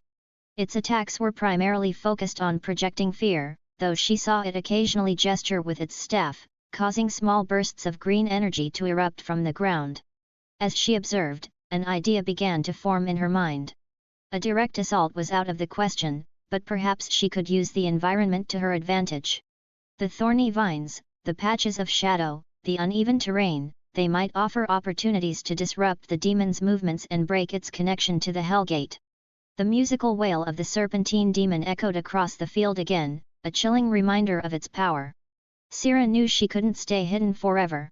The demon's senses were clearly heightened, and it was only a matter of time before it pinpointed her location. She needed a plan, a way to strike at this powerful foe without engaging it directly. The whispers of the abyss emanating from the Hellgate seemed to mock her, but within Sira, a spark of defiance ignited. She might be outmatched, but she wouldn't back down. She would find a way to fight this creature, even if it meant delving deeper into the shadows of her own power. Chapter 14, Tangled Shadows, Broken Harmony. Sira took a deep breath, the acrid air stinging her lungs, and began to execute her plan. She moved low to the ground, utilizing the dense patches of thorny, black vines that snaked across the ravaged field. They were sharp and tore at her already damaged clothes, but they offered precious cover, breaking the serpentine demon's direct line of sight to her and the Hellgate. She focused her will, channeling the infernal essence into the shadows around her. Instead of manifesting solid blades, she willed the darkness to become fluid and clinging, like thick, viscous tendrils. She directed these shadowy tendrils towards the thorny vines in the demon's path, subtly animating them, causing them to writhe and twist, creating a more tangled and obstructive barrier. The serpentine demon continued its slow glide, seemingly unconcerned by the minor disturbances in its path. It occasionally paused, its crimson eyes sweeping the field, and unleashed another wave of psychic dread. This time, Sira was slightly more prepared, focusing on the image of the resolute faces of the villagers she had saved, anchoring herself to their courage to resist the encroaching fear. As the demon approached a particularly dense patch of animated vines, Sira launched the next part of her plan. She focused on the green energy pulsing through the demon's bone staff, tracing its flow back towards the Hellgate. It was a vibrant, almost tangible connection in the ethereal realm, a cord of sickly light tethering the creature to the swirling vortex. With a grunt of effort, Sira willed her shadowy tendrils to lash out, not at the demon itself, but at the vines around its feet, attempting to trip or ensnare it. Simultaneously, she sent another, more focused tendril of pure shadow towards the staff, aiming for the glowing green tip, hoping to disrupt the flow of energy. The demon reacted instantly. Its serpentine head snapped towards her hiding place, its crimson eyes burning with sudden awareness. Just as her shadowy tendrils reached the staff, it unleashed a burst of green energy from its tip, a searing beam that struck the ground near Sira, sending a shower of scorched earth and black vines flying. The force of the blast knocked her back, and the tendril aimed at the staff dissipated. The psychic assault intensified, the demon's surprise turning into a focused wave of anger and frustration. Sira's mind was flooded with images of failure, of the demon's triumph, of the world succumbing to eternal darkness. She cried out, clutching her head, the mental onslaught almost unbearable. She had underestimated the demon's awareness and its ability to react. Her initial plan had been too simplistic. She needed to be more cunning, more unpredictable. Despite the setback, a surge of adrenaline coursed through her. She had managed to provoke a reaction, to disrupt the demon's calm. It knew she was there, and it knew she was a threat. That in itself was a small victory. Adapting her strategy on the fly, Sira decided to use the environment more aggressively. She focused on the patches of shadow cast by the withered trees, deepening them, making them almost tangible. As the serpentine demon glided closer, its attention fixed on her last known position, Sira used the solidified shadows to propel herself forward in a swift, unexpected burst of movement, flanking the creature. Before the demon could fully turn, Sira unleashed a barrage of shadowy blades, not aiming for a direct kill, but for its connection to the Hellgate. She targeted the staff, the area around its hands, and even the ground where the green energy seemed to flow. The demon hissed, its graceful movements turning into frantic dodges as the shadowy blades rained down around it. It raised its staff, unleashing another burst of green energy, forcing Sira to retreat back into the shadows. But in that brief exchange, she had managed to land a glancing blow on the staff, a visible crack appearing near the glowing tip. The flow of green energy seemed to flicker momentarily. A surge of hope coursed through Sira. It was working. She might not be able to overpower this creature directly, but she could disrupt its connection to the Hellgate, weaken its power, and perhaps create an opening for a more decisive attack. The serpentine demon, now clearly agitated, began to move more erratically, its crimson eyes darting around, trying to pinpoint Sira's location. It unleashed another wave of psychic dread, but this time, Sira was ready. She met the mental assault with her own burgeoning resolve, focusing on the image of the sun rising over a demon-free horizon. The mental battle was exhausting, but she held her ground. As the demon continued its search, Sira gathered her strength, the infernal essence within her feeling more potent, more controlled. She knew she couldn't afford another direct confrontation just yet. She needed to be patient, to wait for the right opportunity to strike again, to further disrupt the demon's connection to the abyss and perhaps, just perhaps, break its harmonious link to the green maw that was tearing their world apart. Her initial plan had faltered, but her determination had only grown stronger. The shadows were her allies, and she would use them to their fullest to turn the tide against this formidable foe. Chapter 15, Obsidian Wings, Serpent's Fury. Sira knew that playing a purely defensive game of hit and run wouldn't be enough against the serpentine demon. It was too powerful, its connection to the Hellgate too strong. She needed to find an opening for a more direct assault, a way to press her advantage after the momentary disruption of its staff. She waited for another wave of psychic dread to wash over her, this time bracing herself against the mental onslaught. As the demon focused its energy, momentarily distracted, Sira burst from the shadows, propelled by a surge of infernal essence. Instead of her usual shadowy blades, she willed the darkness to coalesce behind her, forming crude, wing-like appendages of swirling obsidian energy.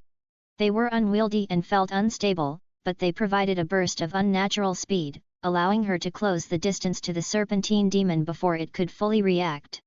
The demon hissed in surprise, its crimson eyes widening as Sira launched herself towards it. It swung its cracked bone staff, the green light at its tip flaring menacingly. Sira, propelled by her shadowy wings, managed to dodge the sweeping attack, the staff whistling past her head. She lashed out with a shadowy claw, aiming for the demon's serpentine neck. The demon was surprisingly agile, its elongated body twisting away from the blow. Her shadowy claws scraped against its obsidian skin, leaving faint, glowing red marks that quickly faded. The fight became a whirlwind of motion. Sira, using her newfound, albeit clumsy, aerial maneuverability, darted around the demon, unleashing a barrage of shadowy attacks. The demon retaliated with swift strikes of its staff and bursts of green energy that erupted from the ground, forcing Sira to constantly evade. The psychic pressure emanating from it was relentless, a constant barrage of fear and despair trying to break her will. In the heat of the battle, as she absorbed the fading essence of a smaller demon that had foolishly tried to intervene, Sira felt a new sensation within her, a raw, primal energy coalescing in her core. Instinctively, she channeled it, and the obsidian wings on her back solidified, becoming larger and more defined, their edges sharp and menacing. They beat with a silent, powerful rhythm, granting her greater speed and control in the air. With her newfound aerial advantage, Sira pressed her attack. She swooped down towards the demon, unleashing a concentrated blast of pure shadow energy from her hands. The blast struck the demon's chest, causing it to stagger back, a hiss of pain escaping its serpentine lips. The crack in its bone staff seemed to widen. For a fleeting moment, Sira felt a surge of triumph. She was holding her own against this powerful creature. But her victory was short-lived. The serpentine demon, its crimson eyes burning with fury, raised its bone staff towards the Hellgate. The green light at its tip pulsed violently, and the swirling vortex above seemed to respond, its emerald energy intensifying. A torrent of raw, chaotic energy flowed from the Hellgate, through the staff, and into the serpentine demon. Its obsidian skin seemed to shimmer and darken, and its form grew slightly larger, its regal bearing now radiating an even more potent aura of power. The psychic assault intensified tenfold, becoming a crushing wave of pure terror that threatened to overwhelm Sira's mind. She saw visions of the infernal realms in all their horrifying glory, felt the weight of countless tormented souls, and heard whispers of ancient, unspeakable evils. Her resolve wavered, her connection to her own strength threatened to shatter. The serpentine demon unleashed a deafening shriek, a sound that seemed to tear at the very fabric of reality. The green light from its staff erupted outwards in a blinding flash, engulfing Sira in its sickly glow. She felt an agonizing burning sensation as the energy washed over her, searing her skin and threatening to consume her from the inside out. Her shadowy wings faltered, and she plummeted towards the scorched earth, the overwhelming psychic dread threatening to plunge her into unconsciousness. The last thing she saw before darkness began to creep in was the serpentine demon, its form now radiating an even more terrifying power, its crimson eyes burning with malevolent triumph. The fight, Sira realized with a sinking heart, was far from over. She had managed to wound the serpent, but it had just revealed its true, terrifying fury. Her infernal awakening was pushing her to her limits, and she wasn't sure if she had the strength to endure what was to come. Chapter 16, Scars of Green Fire. Sira's consciousness returned in ragged gasps, her body screaming in protest. Every nerve ending felt raw, as if she had been plunged into a furnace and dragged out half-charred. Her vision swam, the world a blurry mess of scorched earth and sickly green light. The air still crackled with residual energy, and the stench of ozone mingled with the ever-present sulfur. She lay sprawled on the ground, her shadowy wings having dissipated into wisps of smoke. Her skin felt tight and burned in several places, particularly across her chest and arms, where the green energy had struck her directly. A dull, throbbing ache resonated through her entire body, and the lingering echoes of the serpentine demon's psychic assault still clawed at the edges of her mind, whispering doubts and fears. Slowly, painstakingly, she pushed herself up onto her elbows, her muscles protesting with every movement. The world swam back into focus, revealing the ravaged field bathed in the ominous green glow of the Hellgate.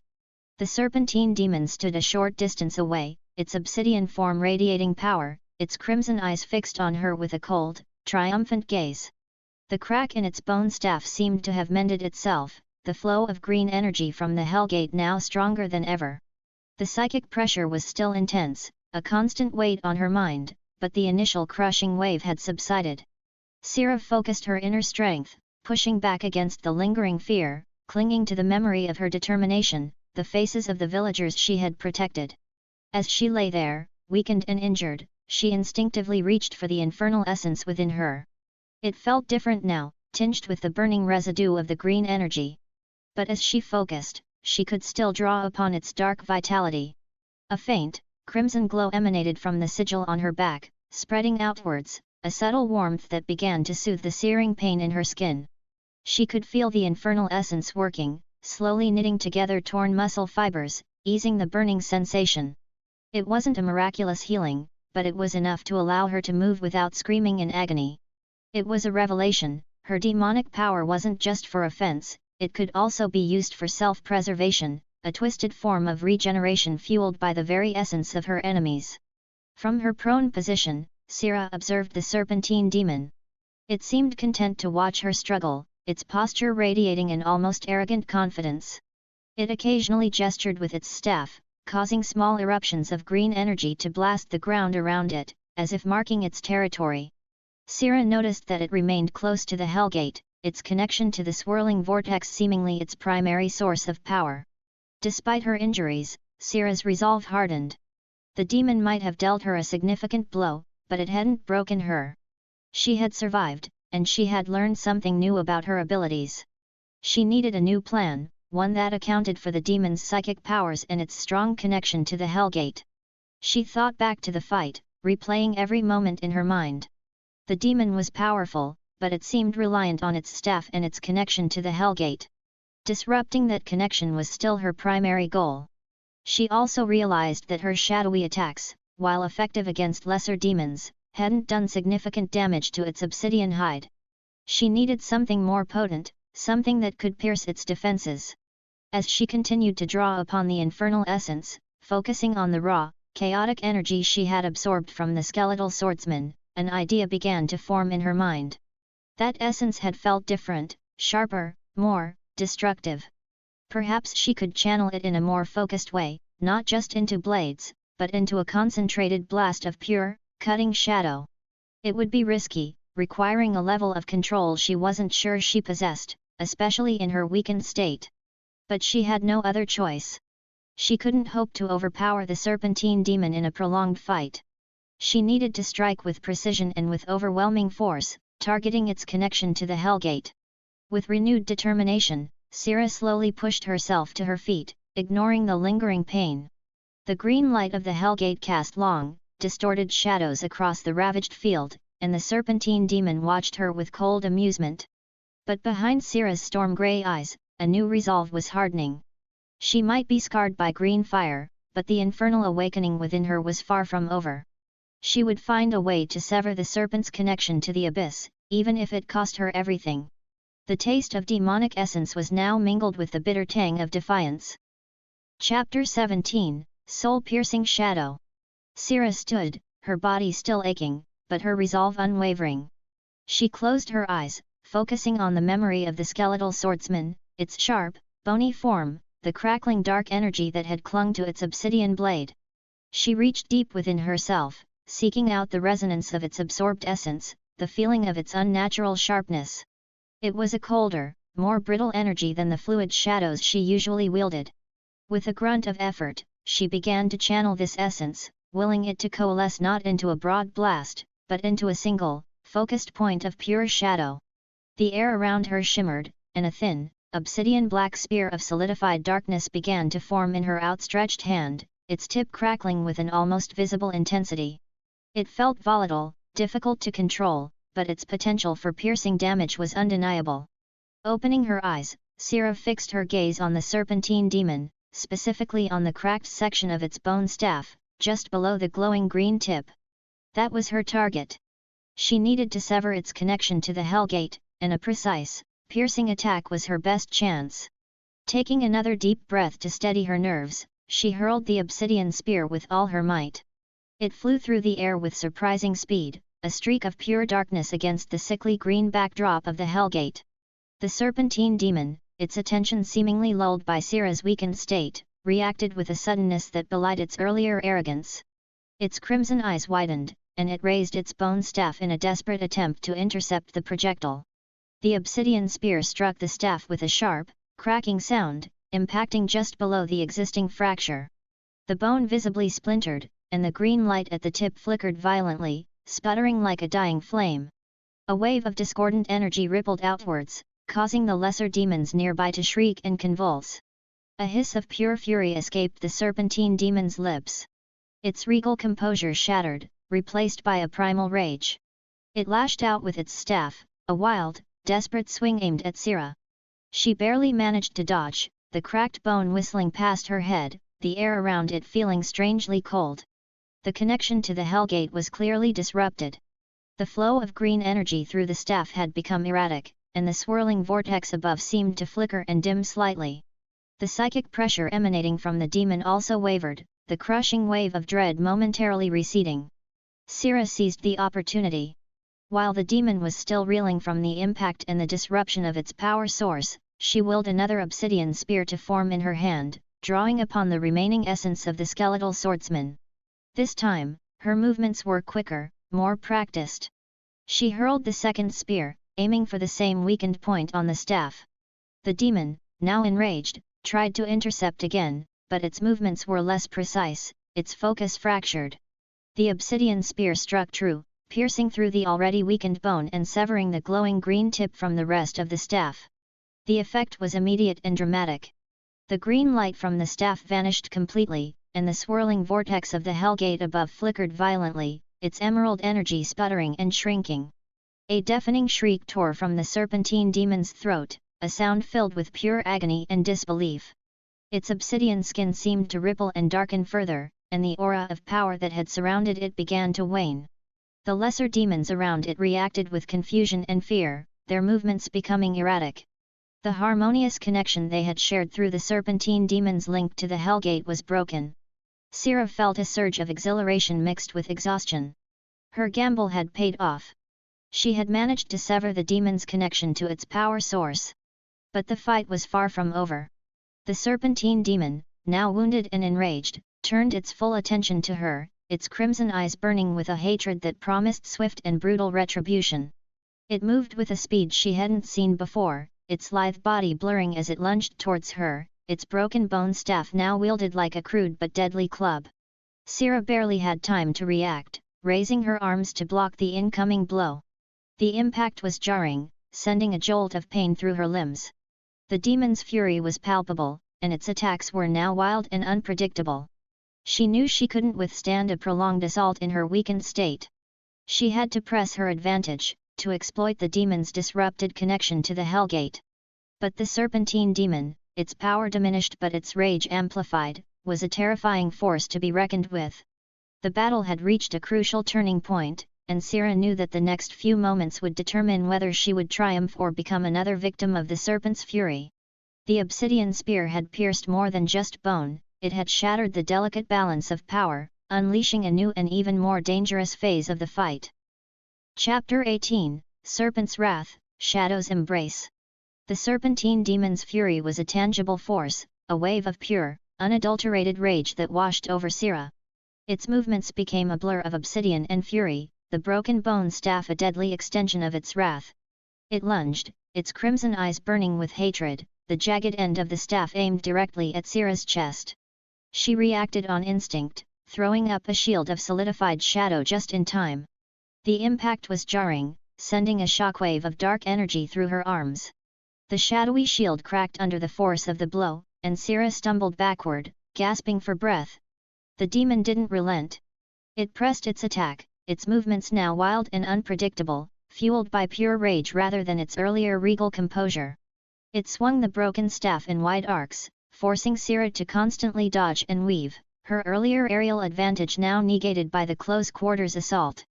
She tried to create distance, lashing out with shadowy tendrils to ensnare its limbs, but the demon was too fast, its serpentine body twisting and contorting to avoid her attacks. One of its wild swings caught her across the shoulder, sending a searing pain through her arm. She cried out, stumbling again. Desperate, Sira knew she couldn't withstand this onslaught for long. She needed to change her tactics, to use her powers in a way she hadn't tried before. As the demon lunged again, its broken staff aimed at her head, Sira didn't try to block. Instead, she focused all her will, drawing upon the raw, chaotic infernal essence within her. In a burst of dark energy, the shadows around her erupted, not into blades or tendrils, but into a swirling vortex of pure darkness. It enveloped her like a cloak, a temporary shield against the demon's furious assault. The broken staff slammed into the swirling shadows, momentarily dissipating a portion of the darkness but failing to connect with Sira. Taking advantage of the brief respite, Sira focused on the serpentine demon. Its movements were still frantic, its rage blinding it to any strategy. She could feel its connection to the Hellgate weakening, the flow of demonic energy erratic and diminished. It was wounded, both physically and magically. She lashed out with a concentrated blast of shadow energy, aiming for the demon's chest, right where she had struck it before. The blast hit true, and the demon shrieked, staggering back, its obsidian skin flickering. Seeing an opening, Sira pressed her attack. She willed the shadows around her to solidify into multiple sharp spikes, launching them at the demon in rapid succession. The demon tried to dodge, but its movements were becoming sluggish, its earlier agility hampered by its rage and the disruption of its power. Several of the shadowy spikes found their mark, piercing its obsidian skin and causing it to hiss in pain. The serpentine demon, now clearly weakened and desperate, unleashed a final, powerful attack. It slammed the broken end of its bone staff into the ground, and a wave of sickly green energy erupted outwards in a chaotic burst. Sira, still enveloped in her swirling shadow cloak, was caught in the blast. The dark energy of her shield absorbed some of the impact, but tendrils of green fire still licked at her form, causing her to cry out in pain. When the green energy dissipated, Sira stumbled back, her shadow cloak flickering and fading. She was injured, her body aching, but she was still standing. The serpentine demon, however, was in far worse condition. Its obsidian skin was scarred and cracked, and its movements were slow and labored. The crimson light in its eyes flickered weakly. It let out a final, weak hiss, its gaze filled with a mixture of hatred and defeat.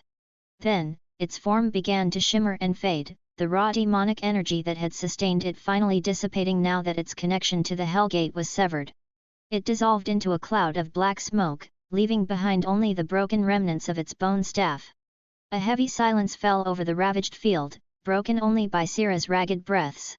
The swirling vortex of the Hellgate above had shrunk considerably, its green light dimmer. The lesser demons, sensing the demise of their leader and the weakening of the rift, began to scatter in confusion. Sira stood amidst the dissipating demonic residue, her body trembling with exhaustion and pain, but a sense of profound relief washed over her. She had done it. She had faced a creature of immense power, a being directly linked to the infernal realms, and she had survived. The serpent's wrath had been terrifying, but the shadow's embrace had ultimately prevailed. The battle was far from over, she knew, but for now, a significant victory had been won. The green maw above seemed a little less menacing, the whispers of the abyss a little quieter. Chapter 19, The Fading Emerald Maw. Silence descended upon the ravaged field, a stark contrast to the chaotic symphony of demonic roars that had filled the night just moments before. The swirling vortex of the Hellgate, now deprived of its primary conduit of power, pulsed erratically, its emerald light flickering like a dying ember. It had shrunk considerably, the jagged edges of solidified shadow around it less defined, almost as if the very fabric of the rift was beginning to fray. The remaining demons were in disarray. Without the commanding presence of the serpentine demon and the steady flow of energy from the Hellgate, they seemed lost and confused. Some of the lesser creatures, the hunched red-eyed demons and the spined dogs, began to turn and flee back towards the weakened rift, their earlier aggression replaced by a primal fear. Others milled about aimlessly, occasionally snapping at each other, their temporary alliance fractured. The air, though still thick with the stench of sulfur, felt less oppressive, the palpable sense of dread having noticeably diminished. Cyril lay on the scorched earth, her body aching in protest with every breath. The burns from the green energy still throbbed, and her shoulder felt stiff and sore from the demon's blow. Exhaustion weighed heavily on her limbs, but beneath the pain, a profound sense of relief and a quiet satisfaction settled in her heart.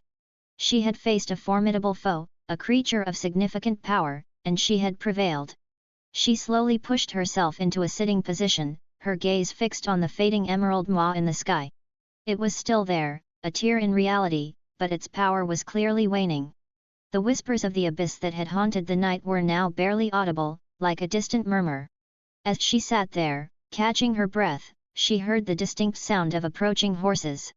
The rhythmic beat of hooves grew louder, and soon, the silver-armored figures of the Order of the Sanctified emerged from the darkness, their holy symbols gleaming in the dim moonlight.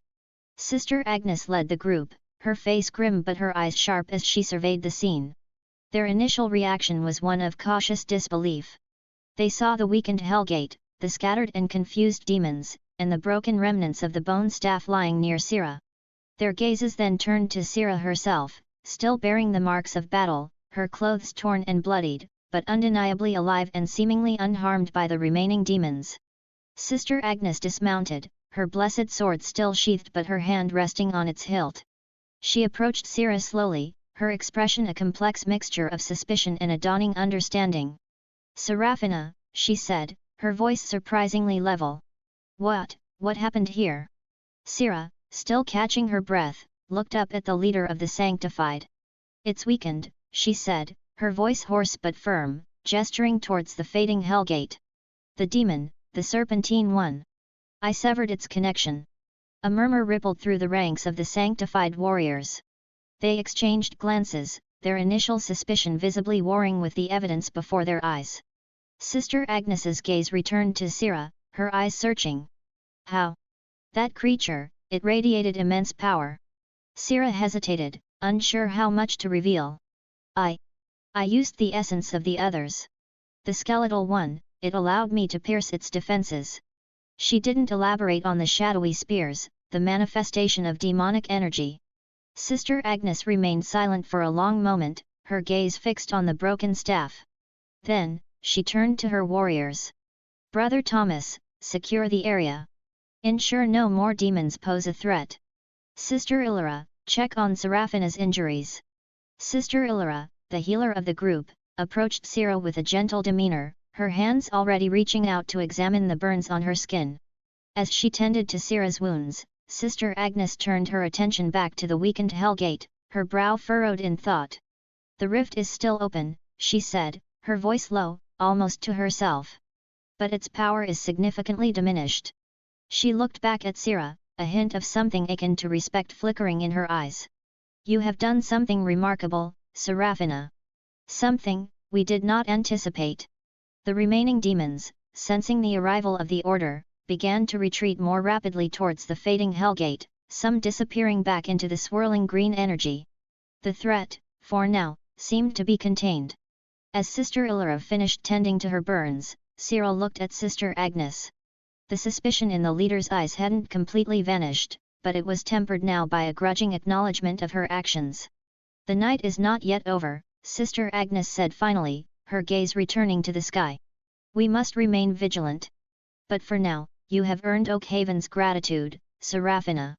And perhaps, ours as well. The words were measured, cautious, but they were a far cry from the outright suspicion she had faced before.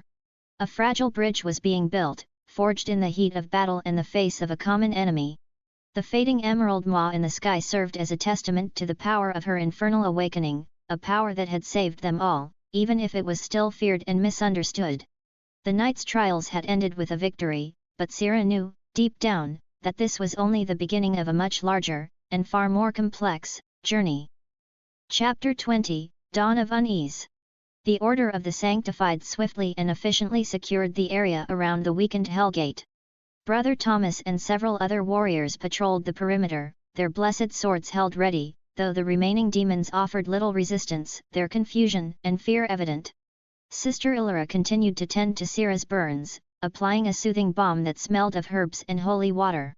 Sister Agnes stood near the shrinking vortex in the sky, her gaze fixed on it with a thoughtful intensity. The green light had dimmed to a faint, sickly glow, and the swirling energy within was sluggish, almost stagnant. The jagged edges of the rift seemed to be slowly dissolving, as if the tear in reality was attempting to mend itself. After a thorough assessment of the area, Sister Agnes turned back to Sira, who was now sitting on a makeshift bedroll provided by the order. Her expression was still serious, but there was a newfound respect in her eyes. Seraphina, she began, her voice measured, what you accomplished tonight, it is unprecedented. We have never seen a Hellgate of this magnitude weakened so swiftly. Sira met her gaze, a quiet sense of pride swelling within her, despite her exhaustion. It had to be done, Sister Agnes. The demons, they were going to overwhelm the farms. Indeed, Sister Agnes conceded. Your methods are unorthodox, as I said before. But the results are undeniable. Tell me more about this essence you absorb. How does it work? How do you control it? Sira explained as best she could, recounting the initial shock of the first absorption, the instinctive manifestation of the shadow tendrils, and her growing ability to channel different types of demonic essence into various forms. She spoke of the raw power she felt, the strange connection to the defeated demons, and the constant struggle to maintain control over the darkness within her. Sister Agnes listened intently, occasionally asking clarifying questions. Brother Elias joined them, his weathered face filled with a scholarly curiosity. He made notes in his thick book, his quill scratching against the parchment. As dawn began to break, painting the eastern sky in hues of pink and gold, the farmers whose homes had been threatened began to cautiously return, their faces etched with relief and gratitude. They approached Sira hesitantly, their fear still present but overshadowed by the knowledge of what she had done. The farmer she had saved earlier knelt before her, his voice thick with emotion. We owe you our lives, girl, he said, his calloused hands clasped together. We all do. We misjudged you. Others echoed his sentiments, their words a balm to Sira's long-isolated heart. Even Gareth, the blacksmith from Oakhaven, who had ridden with the order, offered a gruff nod of acknowledgement. "You have a strange power, girl," he admitted, "but you used it to save us. I won't forget that." Sister Agnes watched the interaction, her expression thoughtful. "It seems the villagers have already rendered their judgment, Serafina." She turned back to the fading Hellgate. "The rift is almost closed. Whatever entity was anchoring it has been disrupted." The swirling green light finally sputtered and vanished, leaving behind only a faint shimmer in the morning sky. The tear in reality had mended. A collective sigh of relief swept through the gathered villagers and the sanctified warriors. "For now, the threat here is over," Sister Agnes declared. "But we must remain vigilant. Other hellgates may open." She turned back to Sira, her gaze direct. "You possess a unique ability, Serafina. One that could be invaluable in the fight against the infernal realms. The path you walk is dangerous, but perhaps, it is a path we can walk together." Her words were a tentative offer, an acknowledgement of Sira's power and potential. Sira looked at the leader of the sanctified, at the villagers who now regarded her with a mixture of awe and gratitude, and at the rising sun that painted the sky with the promise of a new day. A sense of purpose settled within her. She didn't fully trust the order, and the darkness within her still felt like a volatile force. But she knew, with a certainty that resonated deep within her soul, that her infernal awakening had given her a responsibility. She would use her power to protect this world, even if it meant walking a path shrouded in shadow. "I will do what I can, Sister Agnes," Sira replied, her voice stronger now, filled with a newfound resolve. "I will fight." The dawn of a new day brought with it a fragile peace, but also the undeniable knowledge that the war against the infernal realms was far from over. The closing of this Hellgate was a victory, but it was likely just the first of many battles to come. And Serafina, the marked outcast, now stood ready to face them, her infernal awakening having forged her into an unlikely, and perhaps terrifyingly necessary, hero. The journey had just begun. Chapter 21, A Tentative Alliance. The morning sun cast long shadows across the ravaged field, illuminating the remnants of the night's battle. The air was still thick with the scent of sulfur, but it was now mingled with the fresh scent of dew on the grass, a stark reminder of the world's resilience. The weakened Hellgate was gone, leaving only a faint shimmer in the sky that slowly faded as the day brightened. Back in Oakhaven, a quiet sense of relief permeated the village. The fear hadn't entirely vanished, but it was now tempered by a palpable gratitude and a dawning respect for Serafina. Villagers, who had once shunned her, now offered hesitant smiles and murmured thanks as she walked through the streets, accompanied by Sister Illyra. Sister Agnes had arranged for Sira to have a proper meal and rest in the temple. While her burns were still tender, the Order's healing balms had worked wonders. Now, feeling somewhat restored, Sira found herself in the temple's small library, a dimly lit room filled with ancient scrolls and leather-bound tomes. Brother Elias sat across from her at a heavy wooden table, his kind eyes filled with curiosity. "Tell me, Serafina," he began, his voice gentle, "about the essence you absorb. Do you feel the memories of the demons? Any sense of their purpose?" Sira frowned, concentrating. "Not really memories, Brother Elias. More like echoes. Feelings." The brute felt like pure rage. The skeletal one, cold and driven. The serpentine demon, arrogant, powerful. "It's like tasting a flavor, but one that lingers and changes me." Brother Elias nodded thoughtfully, making notes in his book. "Fascinating. It suggests a deeper connection than mere absorption. Perhaps a form of assimilation." Later that morning, Sister Agnes summoned Sira to the temple's main hall. The leader of the sanctified stood near the altar, her silver armor gleaming in the sunlight streaming through the stained glass windows. "Serafina," she said, her tone more welcoming than before, "the Order has discussed the events of last night. Your actions saved Oakhaven and potentially averted a much larger incursion. We acknowledge your bravery and your unique abilities." She paused, her gaze direct. "We believe your power could be a valuable asset in the ongoing fight against the infernal realms. We would like you to consider staying with the Order, to learn more about your abilities and how to control them. We can offer you training, guidance, and a purpose." Sira was taken aback. The offer was unexpected. She had anticipated continued suspicion, perhaps even an attempt to contain her.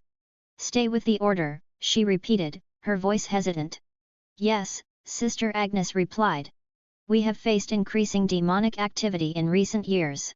Your ability to absorb and wield their essence is unlike anything we have encountered. Perhaps, together, we can find a way to turn the tide." Cyril looked around the hall, at the stern but resolute faces of the sanctified warriors. She thought of her solitary life in Oakhaven, the years of fear and ostracization. The order offered structure, purpose, and a chance to understand the strange power that had awakened within her. I don't know, Sister Agnes," Sira admitted. "I've always been alone." "You wouldn't be alone here," Sister Agnes said, a hint of understanding in her eyes. "We are all fighting the same darkness, in our own ways." As Sira pondered the offer, a messenger arrived at the temple, his face etched with urgency. He carried a sealed scroll bearing the insignia of the order. Sister Agnes broke the seal and read the message, her expression growing increasingly grave. "Another Hellgate has opened," she announced, her voice tight with concern. "This one is much larger, and it's located near the ancient fortress of Blackwood, to the north. The demonic activity is significant." A wave of unease rippled through the hall. Blackwood was a strategically important location, and a major demonic incursion there could have devastating consequences for the entire region. Sister Agnes looked at Sira, her gaze now filled with a sense of urgency. "This changes things. Serafina, if you are willing, we need your help. Blackwood is a long journey, but your abilities might be crucial in facing this new threat." Cyril looked at the faces of the sanctified warriors, at the villagers who were watching with a mixture of hope and apprehension. She thought of the power that surged within her, the infernal awakening that had changed her life forever. She knew she couldn't stand by while the darkness spread. A sense of determination hardened her features. "I'll go, Sister Agnes," she said, her voice firm. "I'll help in any way I can." A collective sigh of relief swept through the hall. A tentative alliance had been forged, born out of necessity and a shared enemy. Sira, the marked outcast, was about to embark on a new path, one that would lead her north, towards the ancient fortress of Blackwood, and into the heart of a much larger and more dangerous demonic incursion. Her infernal awakening was far from over, it was just the beginning of a journey that would test her powers, her resolve, and her very soul. Chapter 22, Northward to Shadowed Stone. The departure from Oakhaven was a somber affair, tinged with a fragile hope. The villagers lined the streets, their faces a mixture of gratitude and apprehension as Sira rode alongside Sister Agnes at the head of the small contingent of sanctified warriors. Brother Elias followed close behind, his book and quill secured in his saddlebag. The journey north towards Blackwood took them through rolling hills and dense forests. The weather was crisp and cool, the autumn leaves painting the landscape in vibrant hues of red and gold, a stark contrast to the encroaching darkness they were riding towards. The pace was steady, the sanctified warriors disciplined and focused, their silver armor glinting through the trees. For Sira, the journey was a strange mix of camaraderie and isolation. Sister Agnes, while still reserved, engaged her in conversation, asking more about her experiences with the demons and her control over their essence. She spoke of the Order's long history of battling the infernal, of their sacred texts and the rituals they used to ward off evil.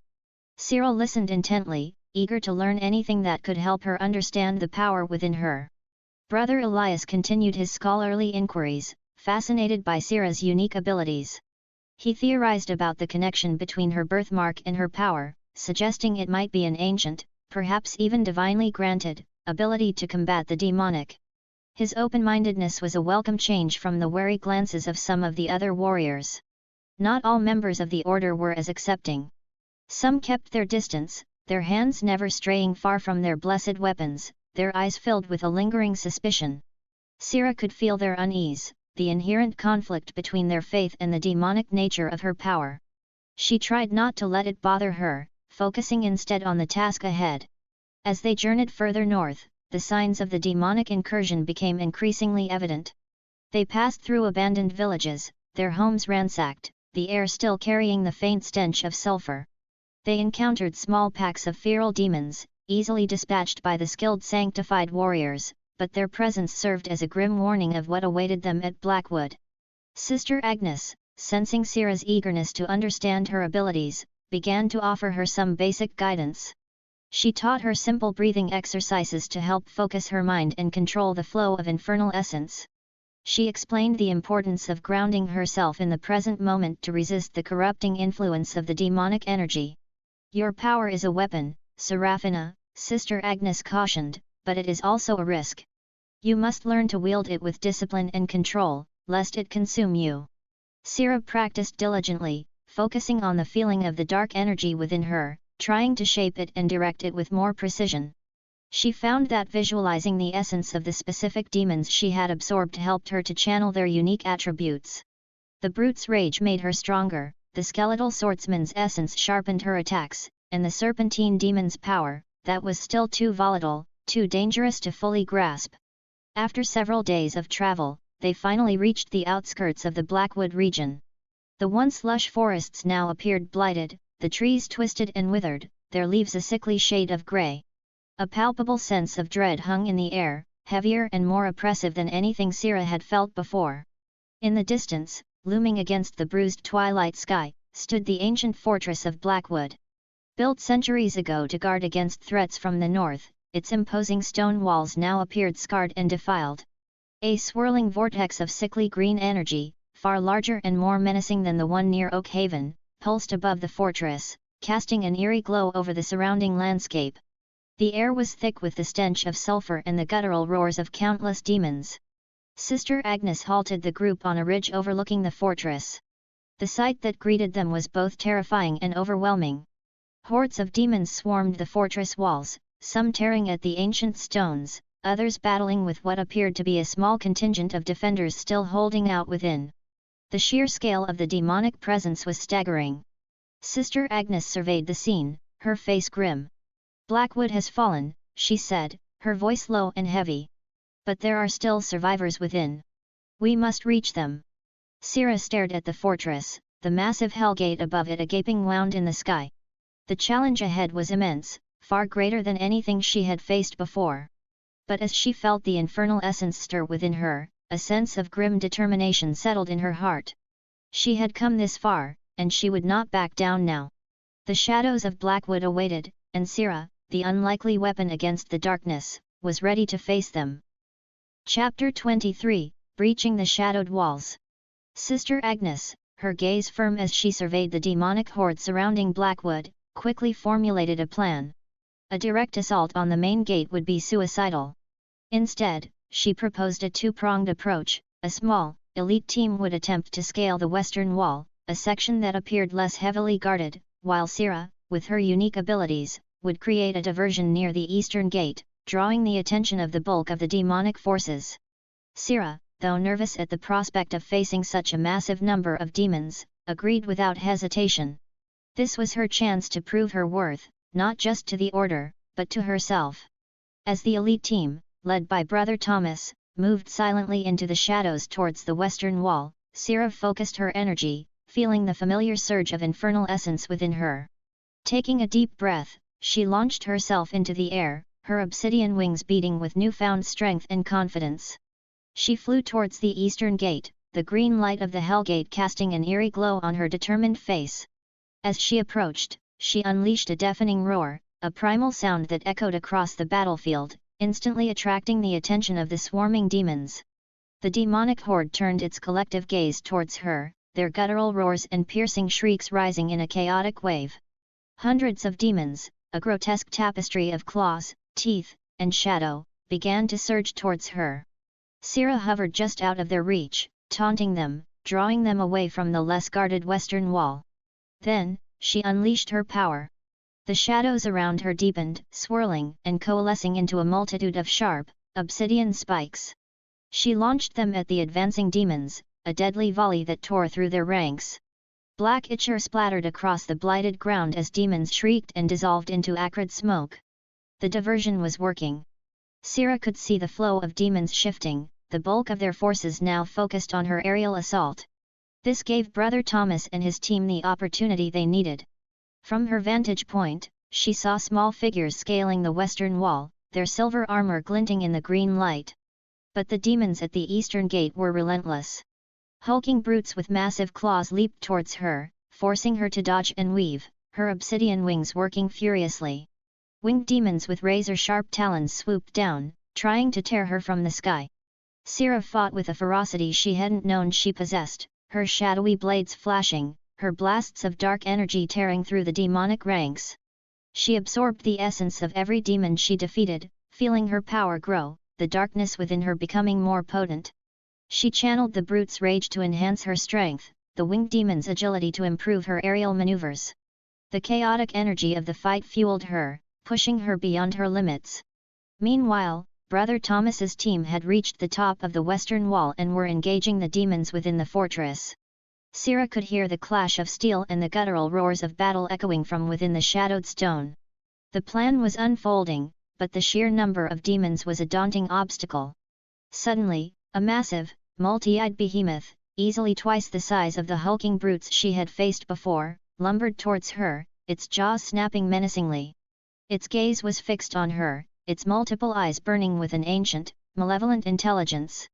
This was a different kind of threat, a creature of significant power. Sira knew she couldn't face it alone. She focused her will, sending a telepathic call to Sister Agnes, a desperate plea for assistance.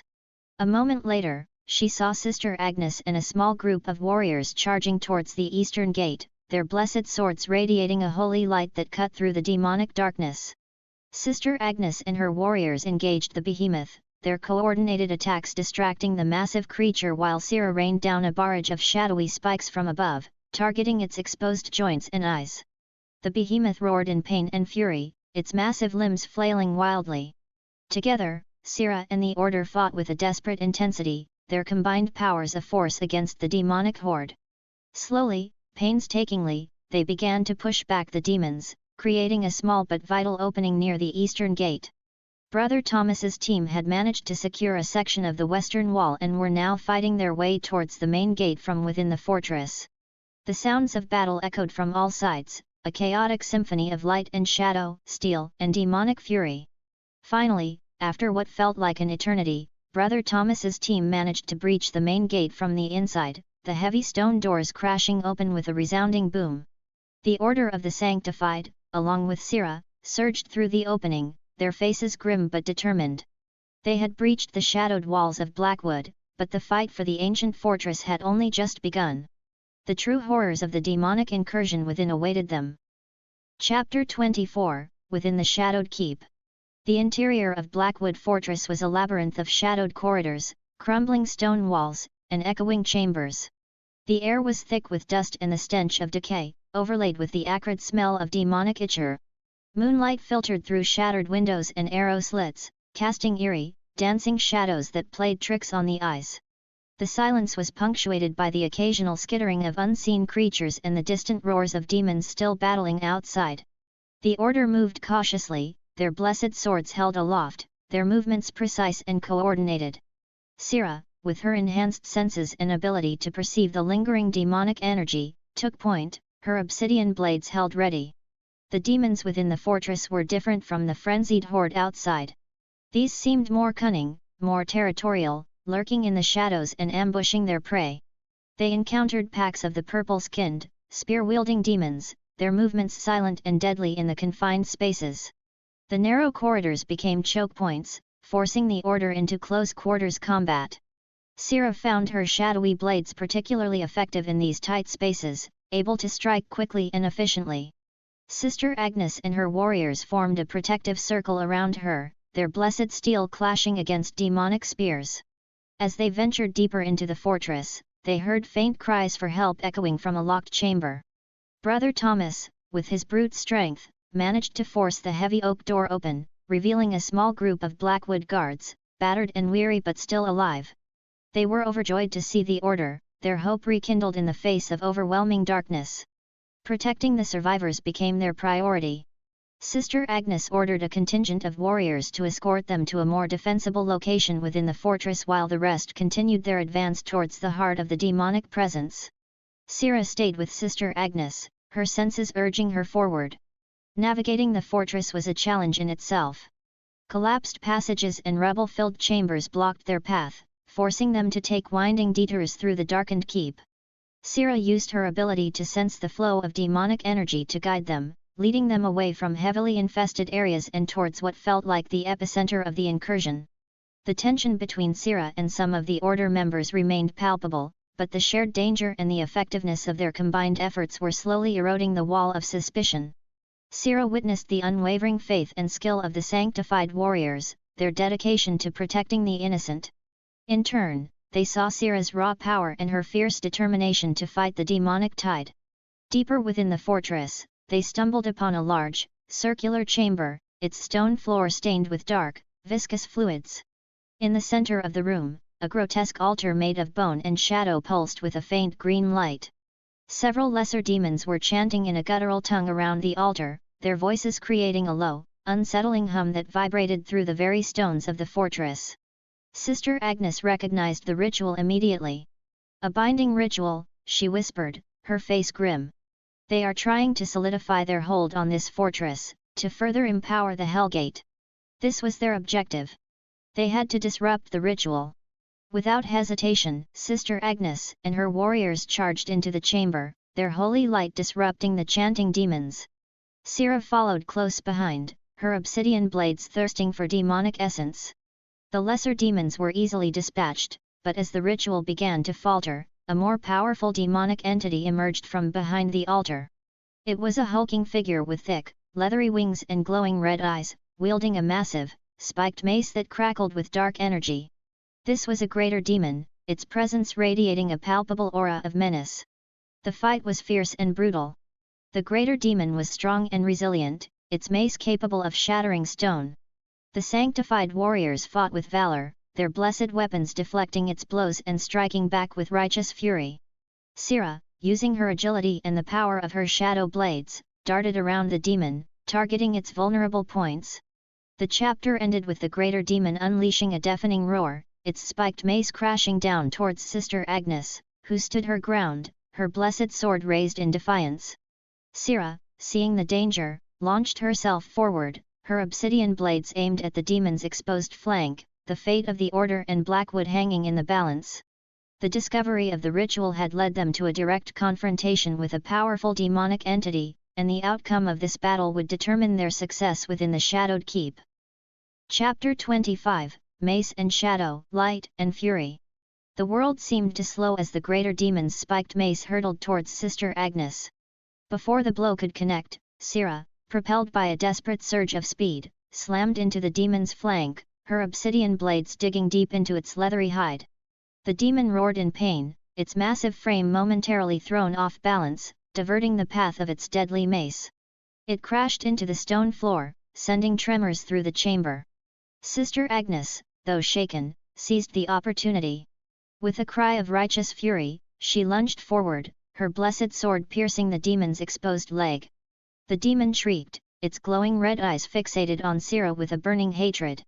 It swung its massive arm, its claws raking across Sira's side, tearing through her already damaged clothing and drawing blood.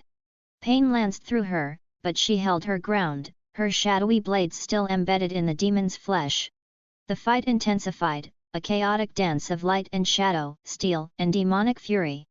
The sanctified warriors, emboldened by Sira's intervention, pressed their attack, their coordinated strikes keeping the greater demon from focusing solely on her. Brother Thomas, his face grim, swung his heavy warhammer, landing a solid blow on the demon's winged arm, causing it to hiss in pain. Sira knew their combined efforts were slowing the demon, but its raw power was immense. She felt the infernal essence within her, a swirling vortex of absorbed energies. Her gaze fell upon the remnants of the serpentine demon's essence, a cold, powerful current she had thus far hesitated to fully embrace. But desperation spurred her on. Focusing her will, Sira reached into that dangerous wellspring, drawing upon the serpentine demon's potent magic. The shadows around her writhed and twisted, becoming darker, more volatile. From her back, a pair of massive, obsidian wings erupted, far larger and more menacing than her previous attempts. They pulsed with a raw, untamed energy that made the air crackle. The greater demon roared, its attention now fully on Sira, sensing the shift in her power. It swung its spiked mace, aiming a crushing blow. Sira, propelled by her powerful wings, launched herself into the air, narrowly avoiding the attack. From above, she unleashed a torrent of pure shadow energy, infused with the piercing essence of the skeletal swordsman and the potent magic of the serpentine demon. The blast struck the greater demon's chest with tremendous force, tearing through its leathery hide and causing it to stagger back, its roar turning into a choked gurgle. A visible crack appeared in its thick armor. Sister Agnes and the sanctified warriors saw their opening. With renewed vigor, they pressed their attack, their blessed weapons finding their marks in the demon's weakened form. Brother Thomas delivered a final, earth-shattering blow with his war hammer, shattering the demon's armored leg. With a final, agonizing shriek, the greater demon collapsed, its massive body crashing to the stone floor, sending tremors through the chamber. Its glowing red eyes flickered and died, and the dark energy that had surrounded it dissipated into wisps of smoke. A heavy silence fell over the ritual chamber. The chanting of the lesser demons had ceased, their forms dissolving into nothingness. The green light emanating from the altar sputtered and died, plunging the chamber into a deeper, though less oppressive, darkness. Cyril landed softly on the ground, her obsidian wings slowly dissipating, leaving behind a lingering sense of exhaustion but also a profound sense of triumph. She looked at Sister Agnes, who stood panting but unharmed, her blessed sword still raised. The other sanctified warriors gathered around them, their faces a mixture of relief and awe. The defeat of the greater demon had an immediate impact on the Hellgate above Blackwood. The swirling green vortex shuddered violently, its size rapidly diminishing. The oppressive atmosphere within the fortress began to lift, replaced by a sense of normalcy, however fragile. Sister Agnes approached Sira, her gaze filled with a newfound respect. "You wield a power unlike any I have ever witnessed, Serafina," she said, her voice hushed. "A terrifying power, but one that has saved us all." Sira nodded, her body aching, but her spirit soaring. She had faced a greater demon, a creature of nightmare, and she had survived. The infernal awakening within her had been tested, and it had proven to be a force capable of standing against the darkness. The battle within the ritual chamber was won, and the shadow over Blackwood had begun to recede. But the war was far from over, and Sira knew that her journey into the heart of the demonic incursion had only just begun.